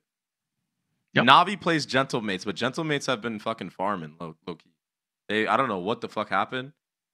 Oh, I say they've been farming. I think Navi is. I say they've been farming, but they've lost the last 2 games. I don't know. They just win sometimes. Yeah, they're up and down. Yeah. Anyways, let's talk about the talent shit. So, yeah, bro. I mean, you guys you made playoffs, right? It's locked in. Yeah, we made playoffs at the DFM. Bro, that's so fucking sick. That's so sick. Yeah, but and you guys, like I said, we didn't beat DRX. Yeah, so we could have been second in the league. Yeah. We could have been second in the league with that win in the playoff bye. So. Yeah, you would have. We'd have been so this series with the playoff bye because we have tie break. Yeah, go ahead. No, that was for second place basically. Damn, bro, that would have been so. And we fell short. We threw in second. We threw. So it's just. So let me get your thoughts on. First of all, let's talk about the match. How did you throw the match? We'll start with that. Let's start with. By the way, we got Thrifty cool ass comp on Ascent. That's like the quadruple life comp. Yeah, I had that comp by the way on 100 Thieves. They didn't want to run it. They thought it was trash. Without the clone, and then I brought it to nearest airport. They ran it. I brought it to Secret. They didn't want to. Funny, you can go to my Twitter. Dubstep mentioned it. Dubstep and Fade, who were with me at Secret, were like, "Oh, I remember this comp. These fucking dudes didn't want to run it. They said the comp was trash. I'm being DRX on it. Unlucky. It's just, it is what it is. It's just people just don't have the vision to see. Like, the benefit I've always had is that I was a MOBA pro. I came from a MOBA. Dude. So in a game like this, when you have abilities and team fights, it's literally a MOBA. All I'm adding is my CS history and background that I got from Flipside and coaching with Blade and learning how to play CS from arguably the most decorated coach in IGL in the history of fucking, CS, Blade. All I'm doing is adding both the knowledge that I've obtained from both those games into the same pot. That's all this is. So, yeah, I mean, the comp is absurd, and it just is what it is. And I won't get into the specifics because I don't want to give anything away. But I've had that comp for a while. That's trippy, bro. It is overwhelming, and it's better when you have smart players. If you aren't an intelligent player, you can't run this comp. You just can't. because you're lacking a lot, and there are ways around it, but it requires a lot of thought and ingenuity that most people don't have. That is true. But yeah, the comp was good. We have an inexperienced Sage. Like I feel bad for Surf because he was a career duelist that I am now throwing on different agents, different comps, and he's struggling. And I need to do a better job of preparing him for this. Because on defense, our defense was capped because my Sage was getting overwhelmed. You know that's not supposed to happen. You're not supposed to run down a Sage, but it's because we didn't prepare him well enough on how to deal with this. Like we gave him things, but like, you know, it's still, he didn't have enough practice. He didn't have enough preparation because we had to play them 36 hours after our last game. Fuck. So the rest of the guys know about this comp because we were going to run this comp potentially earlier in the year. Decided not to. Right? We came back to this comp specifically. We ran all of our old stuff with DFM. We didn't add anything new. We banned Haven, even though it was our best map at the time, because we wanted to make DRX believe we didn't want it, and it worked. It was available. They picked Ascent for us, which was fantastic, because they thought we were going to run ban again on Duelists, because people hadn't known that we've been throwing our last few Ascents. Like RQ, DFM, we're just playing like we're playing with ban and Surf on Ascent. We did against PRX Change a comp like because we were waiting to use this comp. No, we ran standard comp, but we changed Jets. We took Peter off. Yeah, I remember. Mainly because we just wanted to see if we could steal wins and just play because we didn't want to show this comp. Yeah. Until it mattered. That's all it was. We weren't even going to run this comp against RQ. That second seed mattered. But then we too. got it. But then he got it because it mattered, and we were like, "Oh, it's fucking time." The problem was the person that was running this comp before was with Lenny, which is unfortunate. Okay. Ban was on Sage, so now we have to add Surf, and it was just, you know, everything was so different now. Still won the map though, you know. And your attack side, yeah, for sure, but it was harder. Attack side was great. I mean, it's exactly what we cooked up and game plan for. We pretty much knew what would happen. It is what it is. The comp's better on defense than it is on attack, which is what pissed me off. Actually, but yeah, because now you showed so many footage, like so much footage of this fucking game when it could have been like a. Imagine you just win the pistol round. If you win the pistol round, you're sitting at what 11. Yeah. Same on already. Haven. Yeah. Same on Haven.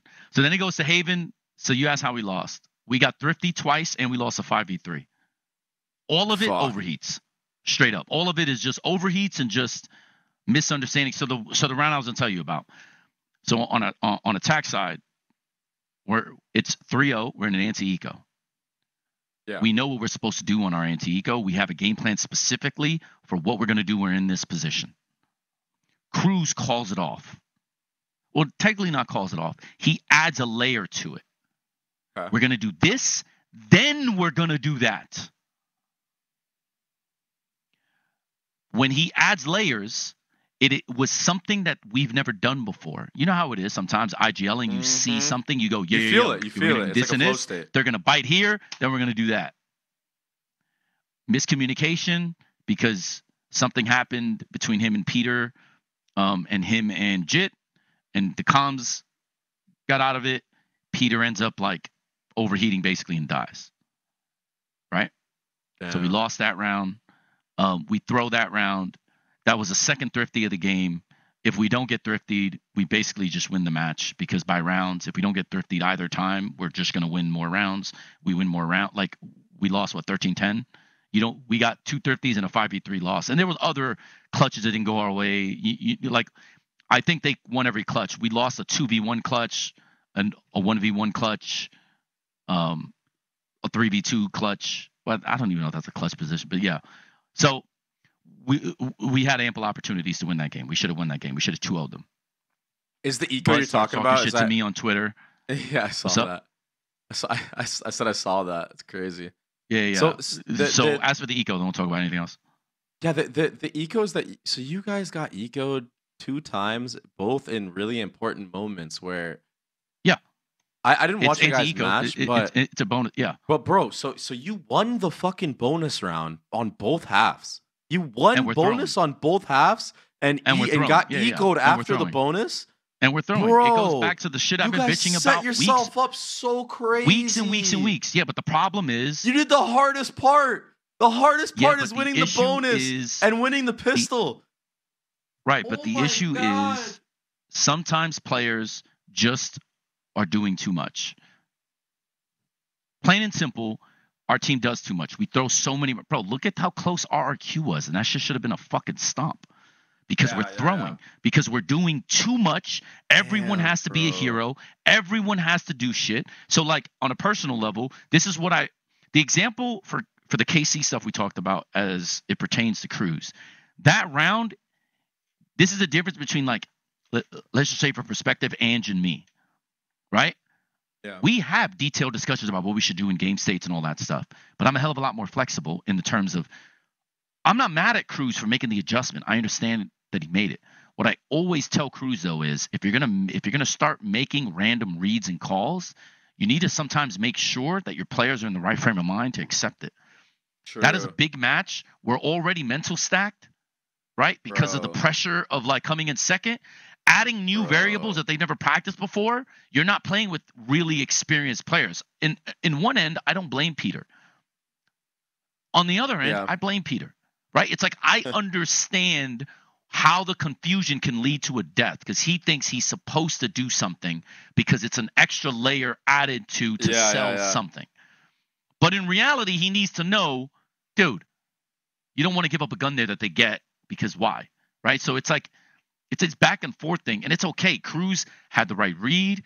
Just as an IGL, he probably just, cooked too much or like, you know what I mean? And this shit can happen and it's okay. It's over now. It doesn't matter. But still, bro, god damn, you guys could have won that. Yeah, even with those rounds, you were still up 10-8, bro. Trust me, I know, bro. But the thing is, people forget we still have an inexperienced team. Jit is not experienced. He had 1 year under his belt last year, and they were barely even VOD reviewing and doing anything.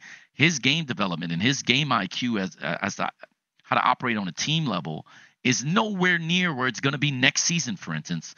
He's nowhere near the player he was last year. This guy's so much better. But that doesn't mean he's ready to play against DRX at that level, right? Like, Surf, I just told you, Surf is being put on new roles, and this is so new to him. He hasn't played in 2 years, Cruz is finally beginning IGL for real. He learned how to IGL here. Like, he's been IGLing before, but what he's learning now and what he's using now and his abilities now compared to what it was last season is obvious, right? Ban, sure, he's played a full season. He knows what to do, blah, blah, blah. But, like, we're going up against guys you can't make these mistakes against. And this is the shit I keep telling them. We don't get punished by RRQ and Secret and all these other guys. But people like DRX are going to fucking punish you. And it's the same shit I've been bitching about on this goddamn show for weeks. And it happened. Yeah. And it cost us our second seed. And it is what it is. And they got to man up and just own it and say, we could have, we should have, but we didn't. And that's the unfortunate part of our season is now if we are now in the play-ins like we were last time where we lose and go home. And if we lose to whoever we play first, there's no champs. Doesn't matter what we did this year. We completely flipped the narrative. We're now third in the league. We're going to be third in the league. We could have been second. All this shit, completely irrelevant. Got to beat everybody anyway. We just have to accept that and move on. Right. So it is an unfortunate byproduct of the way that game went, but they should have went 2-0'd. Right? So the Buzz thing, though, is funny because all the Koreans are sitting on this shit with me, waiting for you to lose. He held on a tweet for, I don't know, 3 months, 2 months. And I straight up just asked him, bro, we almost 2-0'd you. You know that? Like, would you have said anything if I 2-0 you? He was like, nope. I was like, all right, King, talk your shit. I'm cool with it. Respect. Because the moment he admits to that, I'm okay with him clowning. Yeah, it is what it is. Because it is what it is. Earn it. You earned it. You beat us. And he beat us too. Buzz basically took over the game. But if he went off. What was crazy is look at Buzz's performance all year. It's been average. It's been mid. Yeah, it's been like mediocre. Yeah. He has a superstar performance against us. Now, why is that? Partly we helped him, and I bitch about this because it was the Haven, bro. It was the Haven. Our players did this in Thailand. We had a Thai tournament that we didn't win, and everyone was cooking us for it a week after I finally signed the roster. Right? There's a player on Full Sense called John Olsen. We're winning a map on Haven, and then when you're chasing the op because the money says you should, right? Yeah. So money says we should. So the rule is you chase the op and kill the op. Then they'll all be on eco next round. Yeah. He killed all 5. He opped all 5. Now, you know what my lesson to them after that was? Oh, fuck. Another thing I told them. Don't ever get a star player hot. Dude, yeah, literally. I was about to say that. You can't be doing that shit, bro. Don't get a star player hot. So what the fuck did we do? Back to Thailand. Oh, God. We keep giving thrifties and giving this guy a one-on-one with a Deagle, and he puts us down. Or sorry, he had a Marshall, and he puts us down.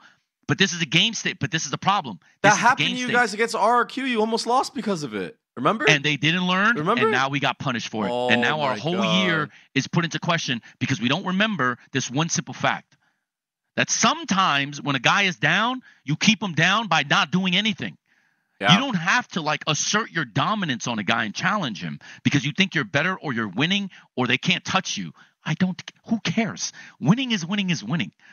Whether Governor puts him down in that position and we win or we don't challenge him there and we still win. You think I care? Just keep him iced. I just want the round win.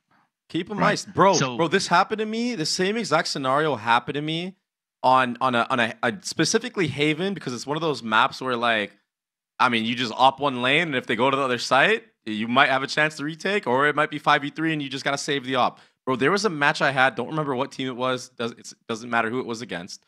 But I saved the op probably 6 rounds on the defensive side because it was like 5v2 with me on the opposite side of the map because it just happened that way. It just worked out. Maybe the other team had a read that I was opping somewhere. Maybe my team did a bad job of masking it. Maybe it was me that was obvious showing where I was opping. But either way, I was left to my fucking lonesome, saving this fucking op for 5 to 6 rounds in a row. I remember watching the match over again. People in chat were like, "Save clan, baby save," all this fucking shit. But that team never once hunted me at all. And I guarantee you, if they did, I would have gotten some free kills. Would have gotten me going. They kept me iced the entire fucking defensive side of Haven. Right. We got to the attacking side, bro. I did as best as I could to bring any type of momentum back. But it was just hard to get going. So, yeah, bro, this is a fucking thing that players need to think about. And it's not just that.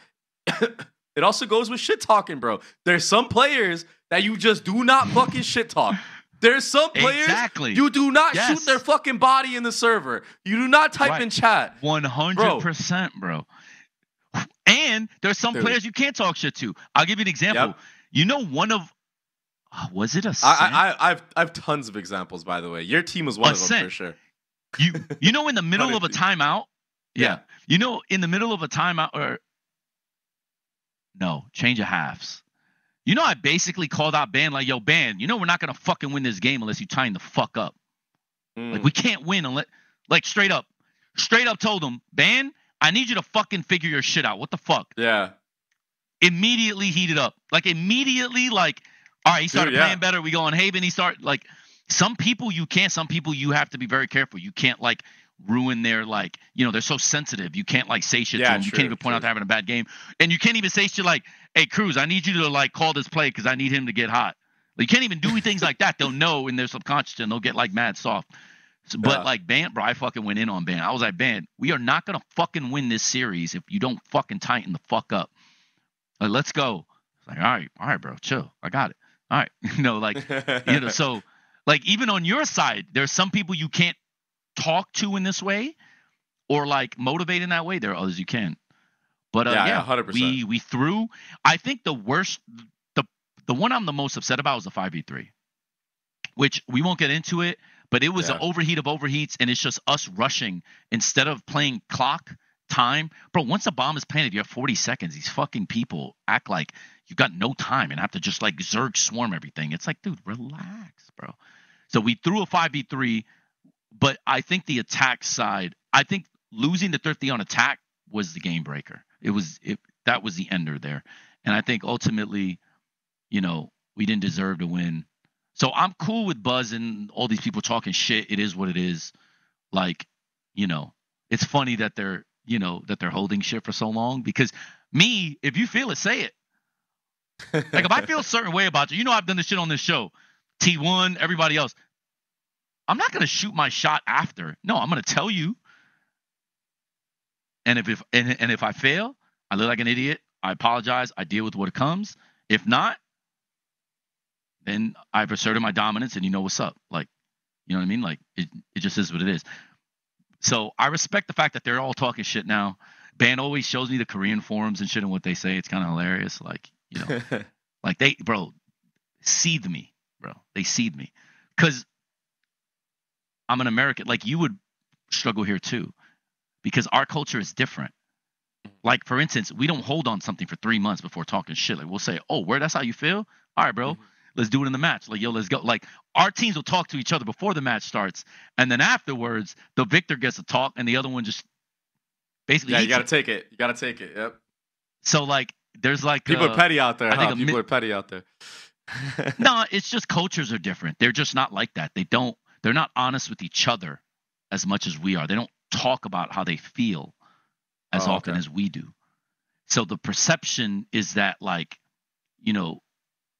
like we are like, loudmouth or brash or, insert any negative superlative. But in reality, from our culture,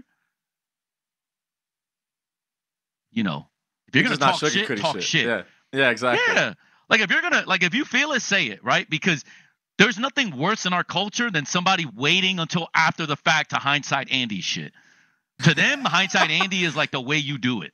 You know what I mean? It's like, yeah. So it's like I understand. So, because it's also like they don't want to feel like they're being disrespectful or anything, but then at the same time they still want to have their one up. So I don't think it's coming from a place of like, actually you're right. It's not coming from pettiness or anything like that. It's just the way. It's just the cultures are different. Just the way that they do things. Yeah. Yeah. Which is fine. I love people that talk shit.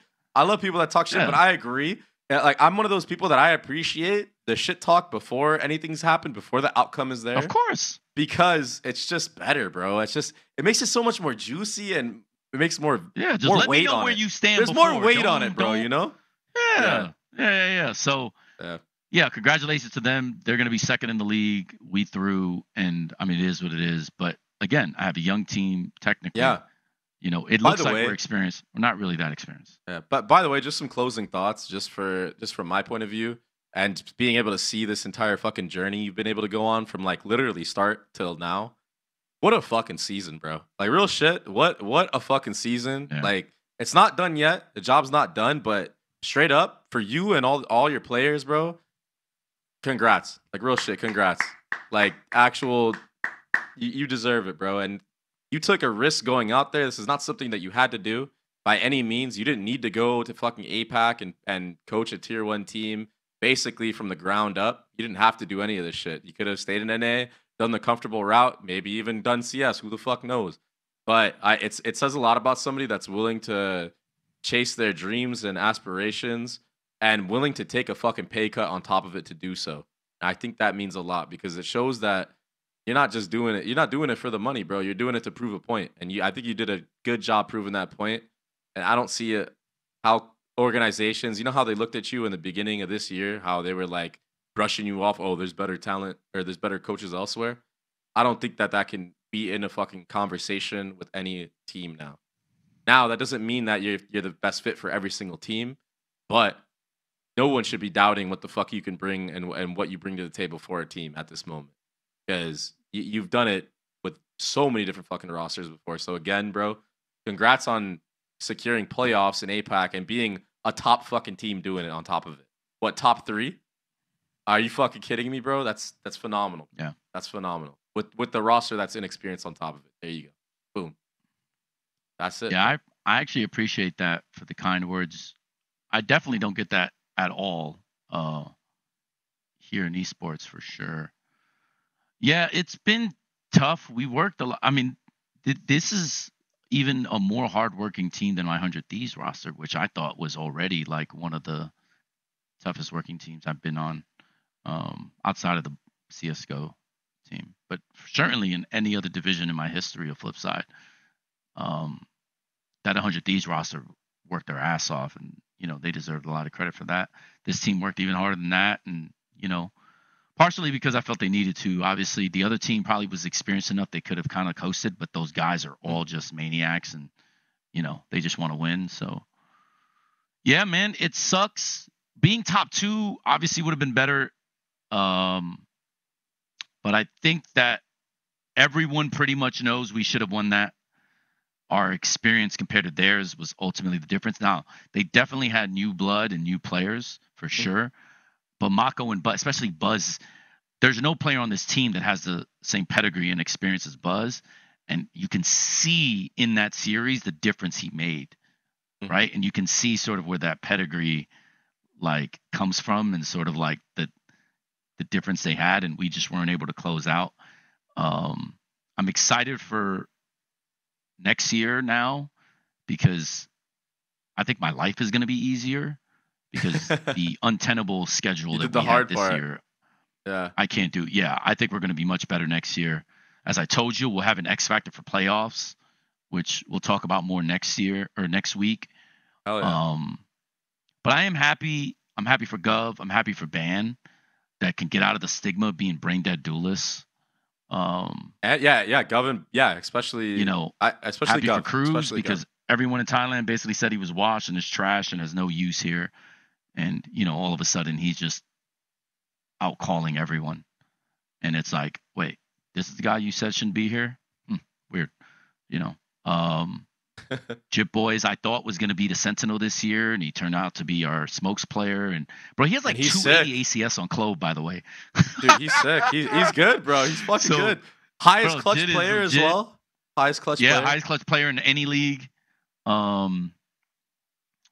Surf is coming on. I think he's going to be much better with time. So we'll see what happens there.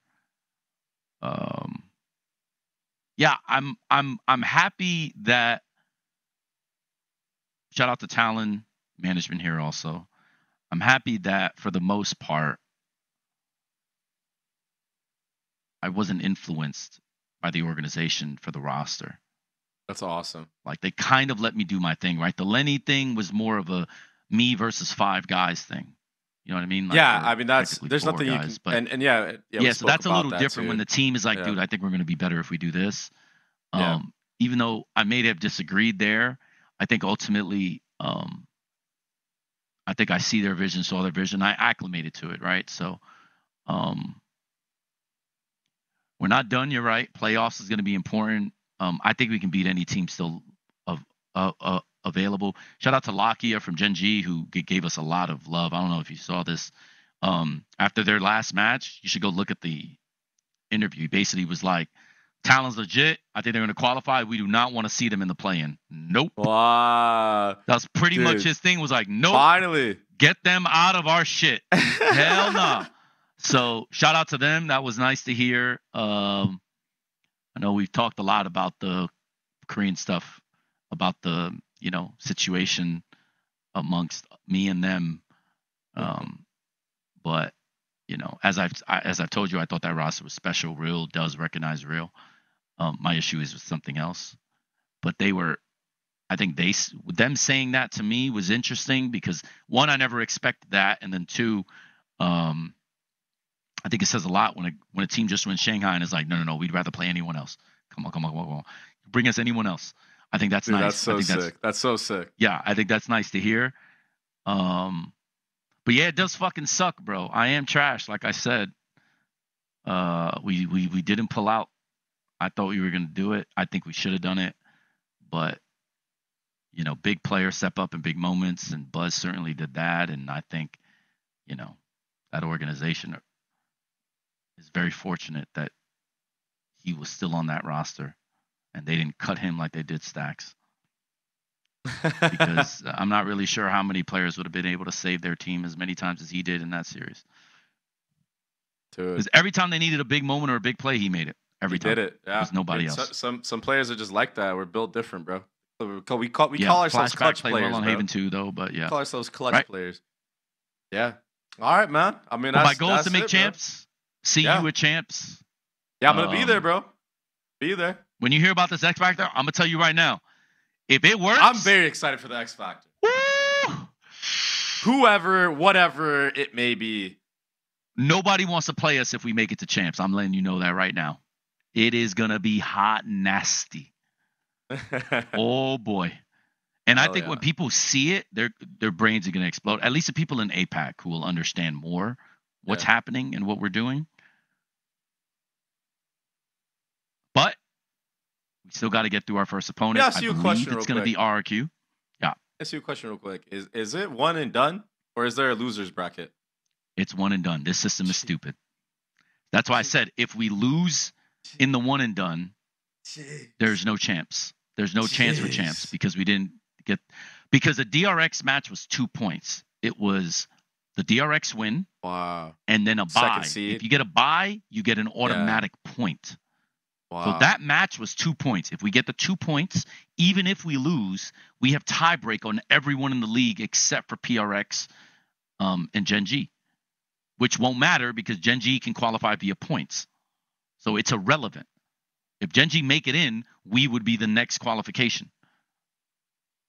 So I see. Yeah, I get it.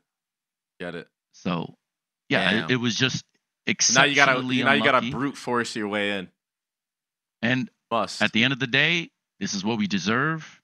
That's why I said I'm trash. Because, it doesn't matter. No one is going to... So back to your point about NA and what the perception of me is. I don't honestly believe the perception of me is going to change. I think people are just always going to think I'm ass, and it is what it is. Until we start actually winning events and doing shit. And then they gotta put respect on your name. Not just in APAC. If I'm doing the same shit to all these other teams, right? Because every team that basically passed on me in APAC this year, all the GMs that basically said, nah, you're trash, their teams got dog walked. So we could put that to bed, right? Yeah, that's exactly what I was thinking, yeah. That hasn't happened yet. It's only when that happens that people can then go, God damn, right? Because right now it's only APAC. Everyone still looks at APAC like, meh, they're trash. So I don't believe I'm going to get the credit. So I think we have to do more. I think I have to do more. I think we're going to have to, get to champs, make a deep run at champs. And then I think the perception is going to change. Because in my opinion, I don't think people even care that we're going to be third in the league. People are still calling us a gimmick. But I would just say that. Third in the league, bro. Yep. That makes sense. Yeah. I'll just say that at the end of the day, I think I understand what our win condition is. And I'm playing to it. And if you don't like it, beat us or stop it. And RRQ is certainly going to get their run back that they've asked for. They're going to get their chance. But we have a nice little plan in store for them. And I know Ewok watches this. Ewok, mad respect. But good luck. I can't wait to see the face on your players' faces when they find out what this X Factor is in a few days. That's all I'll say. They might already know. Who knows? You know what I mean? Because players be talking. No one knows. No one knows. Bro, I'm excited for whatever it is. All right. But it's okay.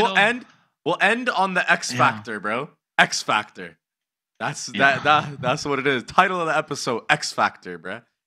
Yeah, bro. Hey, I'll tell you what. Buzz was the X Factor. Yeah. On DRX, yeah. See, Buzz was the X Factor against us. Nice, unlucky, bro. Jinx. That is unlucky. Hey, is what it is, bro. All right, man. So now it's Jemkin's turn to be the X Factor. Let's see if he can out X Factor our X Factor. He wishes, bro. He wishes. He thinks he can, and I think he's good. But this X Factor is different. Trust me. Different. Gameplay? It's different, bro. Character? It's different. Agent? What is it, bro? Agent? It's different, bro. So it just hits good luck to everyone. The next time I see you, we'll have a show before playoffs, Wednesday. So we can go over all the playoff situations for every league. Exactly, yeah. All right, everybody. All right, peace out, everybody. Thanks for watching Spike Talk. Again, drop some comments, drop a like on the video if you got this far, and we'll see you on the next one. Later, everybody. Peace.